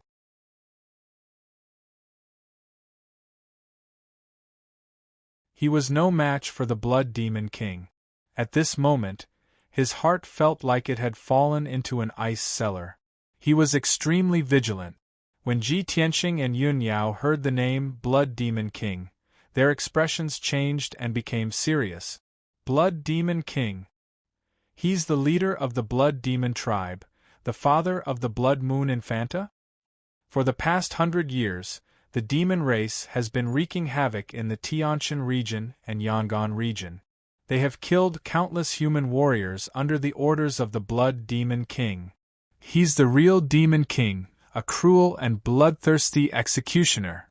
When the Blood Demon King saw the reaction of Ji Tianxing and the other two, he immediately grinned. Hee, little guys, don't you think it's too late to be afraid and regretful now? Tonight, I'll use your blood and souls as a sacrifice to teach the Sky Pillar sect a painful lesson. As soon as he finished speaking, he waved his hand and sent out a huge ball of blood light that enveloped the three of them. Swoosh! The dark red blood light that was so dense that it couldn't be dispersed turned into a blood net that covered the sky and the sun. It covered an area of 30 meters and covered the three of them. Invisible changes immediately occurred around Ji Tianxing and the other two. The night silently twisted, and the air seemed to have solidified. It was like a pool of mud that trapped the three of them and made it difficult for them to move. "Get out of the way! Danger!" Long Yunxiao and Ji Tianxing warned almost at the same time. They wanted to pull Yun Yao and escape to the sides. However, Ji Tianxing and Yun Yao were weaker. They had to put in a lot of effort for every step they took. Swoosh! Long Yunxiao could still move freely and was about to escape from the blood net's range. Chapter 398. Water Split.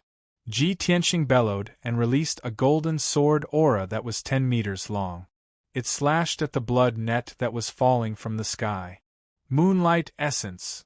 Yun Yao also waved her cold moon sword and slashed out a silver sword aura that was more than 10 meters long. It slashed at the blood net like moonlight. The two powerful sword auras instantly slashed at the dark red blood net that was falling from the sky, making two dull sounds. Bang! Bang! However, the two sword auras failed to break the blood net. Instead, they collapsed into pieces and were immediately swallowed by the blood net. Ji Tianxing and Yun Yao were about to be enveloped by the blood net. At the critical moment, Long Yunxiao stopped running. He unleashed all his strength and performed a unique skill with the 9-cloud sword. Thunder-splitting sky. He held the 9-cloud sword with both hands and poured endless true essence into it. A sword aura of purple thunder that was 20 meters long was condensed and slashed at the blood net.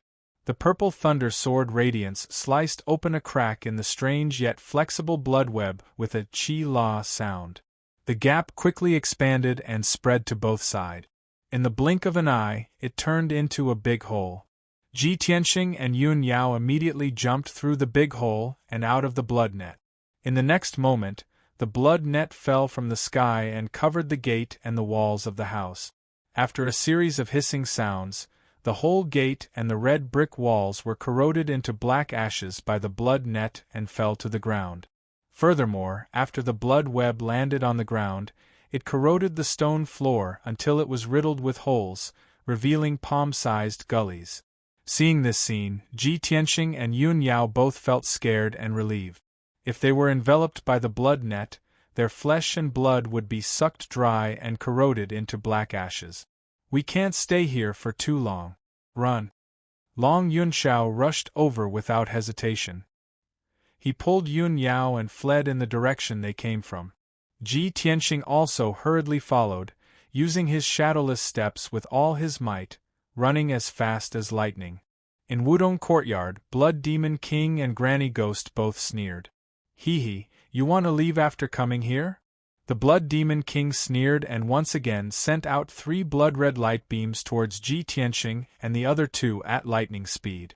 The blood-red beam of light pierced through the night sky and immediately transformed into 3 gigantic blood-red palms that slammed toward the 3 of them. Granny Ghost cast a spell with her left hand and waved the snake-headed walking stick with her right hand. She cast a secret technique and stomped the walking stick on the ground. Suddenly, the entire street outside the Wudong Courtyard collapsed with a series of cracking sounds. Dense cracks appeared on the ground, extending to both sides. The houses and mansions on both sides of the street crumbled into rubble, falling towards the middle of the street, trying to bury the 3 of them on the spot. Not only that, under the cracks on the ground, many ghosts condensed from white bones crawled out from the ruins of the houses and mansions on both sides. They bared their fangs and brandished their claws as they pounced on the 3 of them. In an instant, the ground and mountains within a radius of 1,000 meters shook, releasing a gloomy ghost aura that soared into the sky, turning into a ghost domain. Long Yunxiao took the lead and rushed to the front, constantly waving his 9-cloud sword and slashing away the white bone ghosts that pounced on him from both sides. Ji Tianxing and Yun Yao followed closely behind. Their figures dodged left and right, narrowly avoiding the collapsed brick ruins on both sides and the attacks of the skeletal ghosts. However, the 3 of them had only escaped 100 steps away when the Blood Demon King's 3 blood-red palms reached their backs. The speed of the blood-red palms was so fast that Ji Tianxing and Yun Yao couldn't dodge them in time. At the critical moment, Ji Tianxing's mind moved. A golden light lit up behind him, and the Kenshin battle robe appeared. He subconsciously hugged Yun Yao and held her tightly in his arms, covering her body with the Kenshin battle robe. Before Yun Yao could react, 2 blood-red palms with a radius of 5 meters hit her and Ji Tianxing with a loud bang. Bam! With a deafening muffled sound, Ji Tianxing and Yun Yao were sent flying at the same time. They rolled and smashed into the brick ruins on the side of the street. Long Yunxiao held the 9-cloud sword with both hands and released a thunderbolt that soared into the sky. He turned around and blocked the attack of the blood-red palms. Bam! The blood-red palms exploded with a bang, but he was also sent flying backward and fell on the street that was full of cracks. He was only slightly injured. He didn't have time to check his injuries and hurriedly ran toward Yun Yao and Ji Tianxing. Yao Yao, how are you? Are you hurt? Long Yunxiao's tone was full of anger and anxiety, and his eyes were faintly red. He quickly waved his palms and 9-cloud sword to push away the brick ruins that were piled up like a mountain. Finally, he pulled Ji Tianxing and Yun Yao out. Yun Yao was unscathed, but Ji Tianxing's face was pale, and blood flowed from the corner of his mouth. The defense of the Kenshin battle robe was extremely strong. However, he was not completely protected by the battle robe while protecting Yun Yao. He was still injured by the blood-red palms. Long Yunxiao was relieved when he saw that Yun Yao was not injured. Yun Yao saw that Ji Tianxing's injuries were not light. Her eyes were full of anxiety and concern. She said in a somewhat reproachful tone, "Tianxing, protect yourself. Don't worry about me." Ji Tianxing wiped the blood from the corner of his mouth with his sleeve and hurriedly urged, "Now is not the time to talk about this. Let's run." The 3 of them stepped over the brick ruins and were about to continue running. However, there were more than a dozen white skeletons and ghosts condensed from bones from all directions. They pounced on them fearlessly. "I'll cover you. You guys run first," Long Yunxiao shouted in a low voice. He held the 9-cloud sword and rushed toward a few white skeletons. He slashed out a few huge purple lightning sword beams and smashed the white skeletons into pieces and burned them into black ashes. However, he was immediately surrounded by more than a dozen skeletons and ghosts. He waved the 9-cloud sword with all his strength and used his ultimate sword technique. He slashed out a sky full of thunder and lightning and blasted many skeletons and ghosts away. However, more skeletons and ghosts rushed out from all directions. There were also white ghosts floating in the air and puppets in black robes. They quickly surrounded them. "If we're going to leave, we'll leave together," Yun Yao shouted in a low voice. She waved the cold moon sword and stabbed out a sky full of cold sword beams, killing a few ghosts. Ji Tianxing also rushed toward the group of skeletons and ghosts like a gust of wind. He used the ultimate move of the flying star sword technique and launched a violent attack. However, the number of skeletons and ghost puppets was simply too great. Hundreds of skeletons, ghosts, and puppets rushed out from the underground and the ruins of houses within a radius of 1,000 meters. They all pounced toward them with murderous intent. In the blink of an eye, Ji Tianxing, Long Yunxiao, and Yun Yao were surrounded by hundreds of ghosts and monsters. At the same time, the Blood Demon King and Granny Ghost also caught up with them. Both of them condensed a pair of black light wings and flew into the dark night sky. They looked down at Ji Tianxing and the other two from above and sneered ferociously and bloodthirstily. "Hee, you three are really affectionate and righteous little bastards. Unfortunately, you are going to die soon." Chapter 399. With Ji Tianxing and Long Yunxiao's strength, no matter how many ghosts and ghosts there were, they were nothing to be afraid of. However, the Blood Demon Lord and Granny Ghost were undefeatable. Their strength and skills were too powerful and horrifying. Ji Tianxing and the other two were not qualified to fight them head-on. They could only run for their lives. After all, the Blood Demon Lord and Granny Ghost were Heaven Yuan cultivators who had been famous for hundreds of years. Their seniority was similar to Xiang Wuji and Chu Tianxing. Bang! Bang! Bang! In a series of dull sounds, Ji Tianxing and the other two unleashed sword radiance that covered the sky. The ghosts and ghosts around them were shattered into pieces, turning into white bones that scattered on the ground. The area within a 30-meter radius became clear and spacious. However, the three of them did not look relaxed. They raised their heads and looked at the night sky at the Blood Demon Lord and Granny Ghost. The three of them remained silent. Their eyes were filled with determination and determination. Long Yunxiao pursed his lips and said to Ji Tianxing and Yun Yao through his spiritual sense, "I will hold them back. You two run for your lives." Ji Tianxing and Yun Yao disagreed. They quickly advised, "No. It's too dangerous. You are no match for them. We will not let you fight them alone." Long Yunxiao's face was as cold as ice. He shouted in a firm tone, "Stop fighting. This is the only way. Only in this way can we have a chance to escape." His tone contained an indisputable dignity, and it was resolute and decisive like steel. Then, a golden ball appeared in his left palm. It released a dazzling golden light that covered his entire body. Swoosh! In the blink of an eye, the dazzling golden light turned into a majestic golden armor that covered his entire body. This dark golden armor not only had a helmet, gloves, and boots, but also a pair of dark golden wings on its back. Not only that, there was a sharp and narrow black blade that extended from the left arm of the armor. It was giving out an extremely sharp aura. At this moment, Long Yunxiao was no longer the handsome, elegant, and graceful Emperor of Heaven. He had become a majestic and violent god of war on the battlefield. His entire body was giving out an earth-shattering aura and killing intent. "I have the dragon teeth saber, 9-cloud sword, and god of war armor. You don't have to worry about me. Ji Tianxing, I will leave Yao Yao to you for now. You have to bring her out of here safe and sound."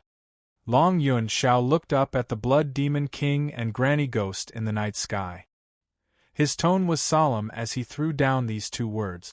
Then, he charged into the night sky without looking back. Swoosh! With a flap of his dark golden wings, he turned into a golden stream of light, swinging his sword at the Blood Demon King in the night sky. His slender and vigorous back exuded an indomitable and fearless aura.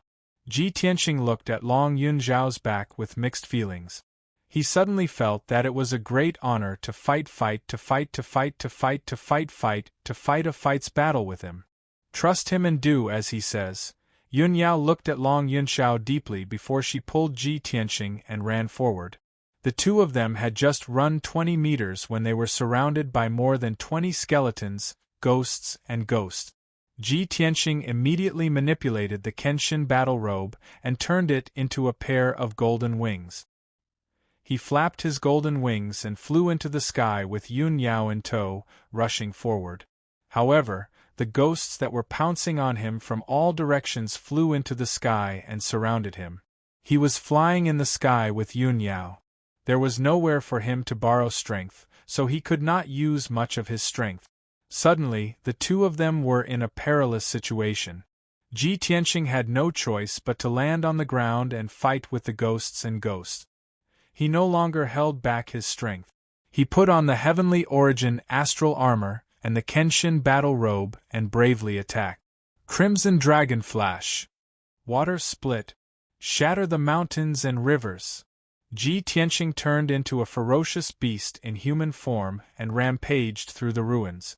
All the ghosts and ghosts that tried to stop him were smashed into pieces and turned into broken bones on the ground. Yun Yao formed a sword seal with her left hand and waved the cold moon's sword with her right hand.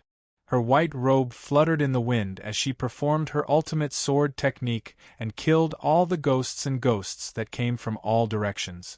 The two of them struggled to fight their way through the ruins and escaped forward step by step. At the same time, Long Yunzhao was also fighting fiercely with the Blood Demon King and Granny Ghost in the dark night sky. He was like a dark golden god of war, flapping his golden wings and flashing left and right in the night sky. He swung his sword and created a sky full of lightning. The dazzling lightning tore apart the dark night sky and bombarded the ground below. Many houses and buildings that were still intact within a radius of 1,000 meters exploded into ruins after being hit by the lightning sword. Rumble, rumble, rumble, rumble. The earth trembled crazily, and huge gullies were carved out. The Blood Demon King and Granny Ghost kept shooting out blood light, blue soul fire, and green soul fire, which covered the night sky within a radius of 100 meters. The two of them showed their strengths and had endless attacking method. The blood light condensed into giant palms, giant blades, and giant monsters, which poured down on Long Yunzhao like a flood. The blue soul fire and green soul fire condensed into giant ghost shadows. The dense rain of arrows, the fire pillars across the night sky, and even the giant flying birds, all attacked Long Yunzhao. Long Yunzhao knew that he was no match for the two of them, so he didn't want to fight them head-on. He relied on the strong defense of the god of war armor and his lightning-fast speed to dodge back and forth in the sky. Only when he found a chance did he perform his ultimate attack. The fight between the three Sky Origin stage cultivators was earth-shattering. The purple lightning, the red blood light, the blue soul fire, and the green soul fire mixed and intertwined with each other to create a splendid brilliance, which illuminated the ghost region within a radius of 1,000 meters. The violent shockwaves were like five-colored air waves. They spread out in circles and engulfed all the buildings and streets in the surroundings. Boom, boom, boom. The loud noise spread through half of Flame Spirit City and woke up countless warriors. That night, in the east, south, and north of Spirit Flame City, there were many experts secretly observing the battle in the west of Spirit Flame City. However, no matter which force they were from, they could only watch in the dark. They didn't dare to step into the west. Unknowingly, 15 minutes had passed. Ji Tianqing and Yun Yao killed more than 300 ghosts and puppets along the way. He was protected by the Kenshin battle robe and star armor, so he wasn't hurt at all. Earlier, his internal organs were injured by the Blood Demon King, so he didn't need to take any elixirs to heal. The powerful and mysterious Kenshin bloodline had a nature-defying self-healing ability. He had already recovered from his injuries. However, the continuous fierce fighting had consumed a lot of his true origin. He had used half of his true origin, and his body was extremely tired. Beads of sweat appeared on his forehead as he panted heavily. Fortunately, he and Yun Yao had rushed almost 1,000 meters away. They were about to rush out of the ghost region and leave Parasol Garden. Unfortunately, the Blood Demon King sensed Long Yunxiao's intentions and saw that he and Yun Yao were about to escape. He abandoned Long Yunxiao without hesitation and charged over without caring about anything else. Chapter 400. Little B** starred, your flesh, blood, and soul belong to me. How dare you try to escape? You will definitely die today. The Blood Demon King roared with a murderous aura. His body turned into a blood-red light and streaked across the night sky. In the blink of an eye, he flew 1,000 meters away and arrived above Ji Tianxing's head. Long Yunxiao was also secretly paying attention to Ji Tianxing and Yun Yao's movements when he was fighting with the Blood Demon King and Grandma Ghost. Seeing that Ji Tianxing and Yun Yao were about to be out of danger, he was secretly happy and gratified. But in the blink of an eye, the Blood Demon King stopped fighting with him and pounced on Ji Tianxing and Yun Yao. His heart immediately jumped, and he chased after him without hesitation. Blood Demon King, your opponent is me. You evil demon, fight with me for 300 rounds. See how I chop off your head. Long Yunxiao's voice was as loud as a bell. He turned into a golden light and rushed towards the Blood Demon King, provoking him. However, how cunning was the Blood Demon King? How could he be provoked by him? The Blood Demon King turned a deaf ear to his words. He released a monstrous blood-red light that condensed into 12 giant blood-red swords and slashed at Ji Tianxing and Yun Yao.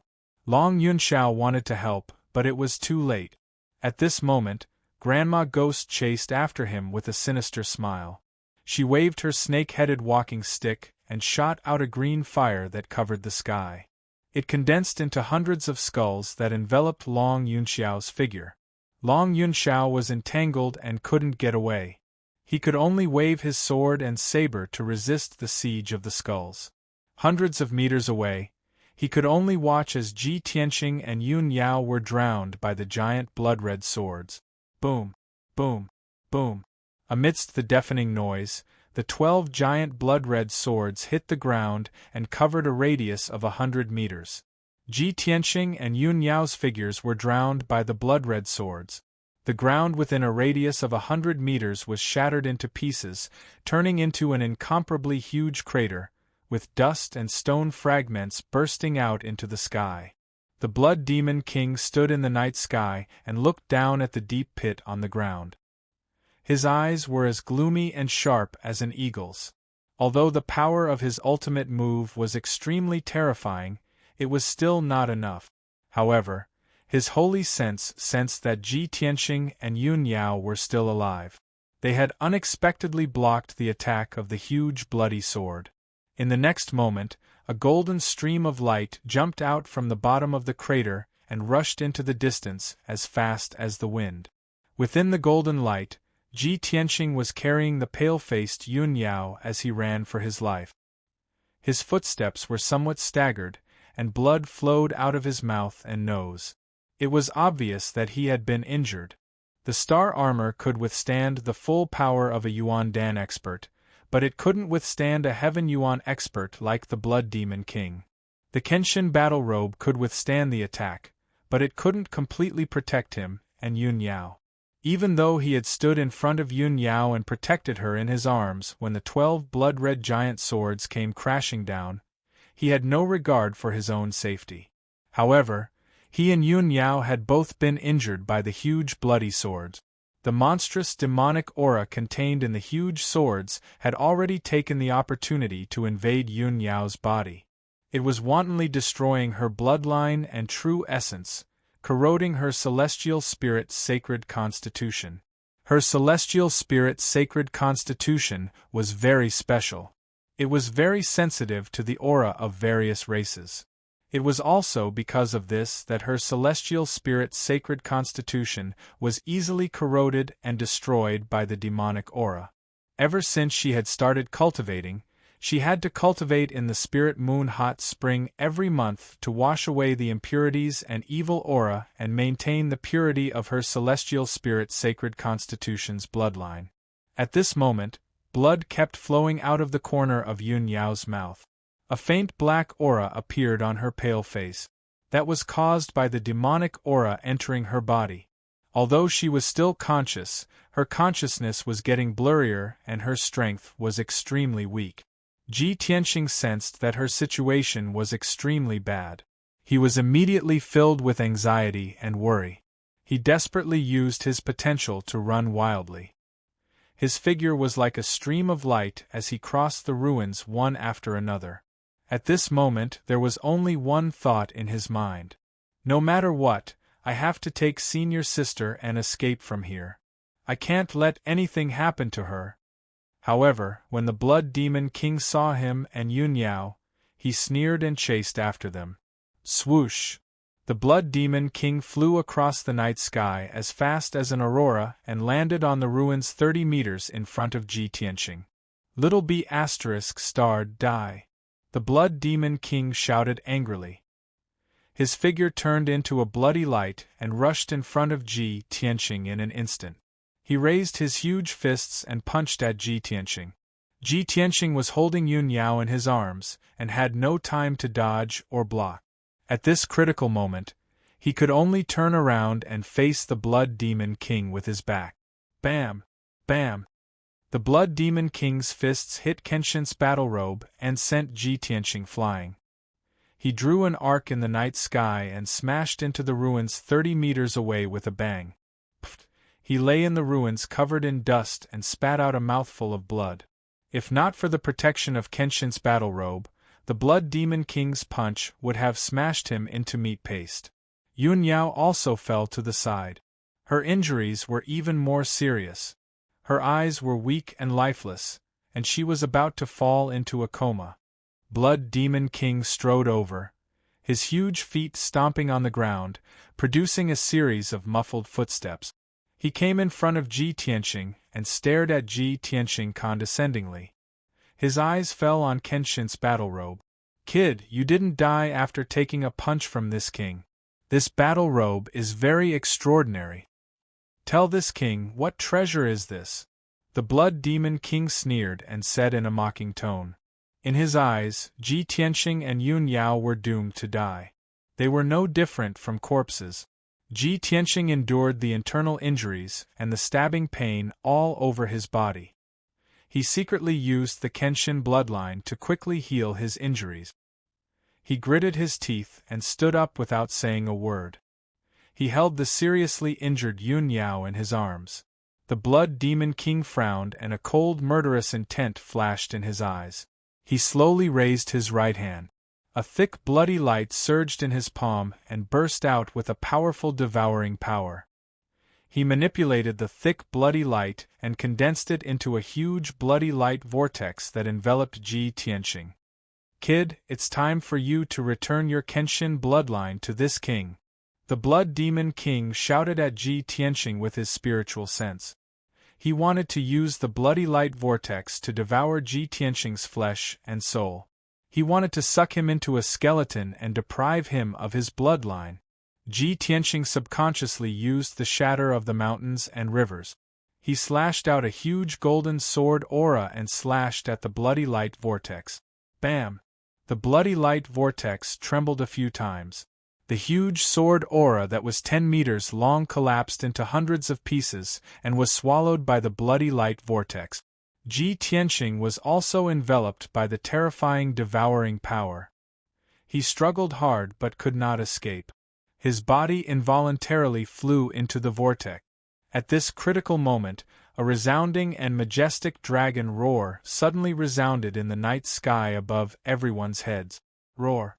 At the same time, a dazzling golden light lit up the sky and illuminated the entire West City district. A 1,000-meter-long double-headed dragon appeared in the night sky out of thin air. Its 4 huge dragon eyes stared at the Blood Demon King and exuded an extremely sacred aura. It swooped down from the night sky at lightning speed and waved its huge dragon claws at the Blood Demon King. Brothers who haven't voted yet, remember to vote,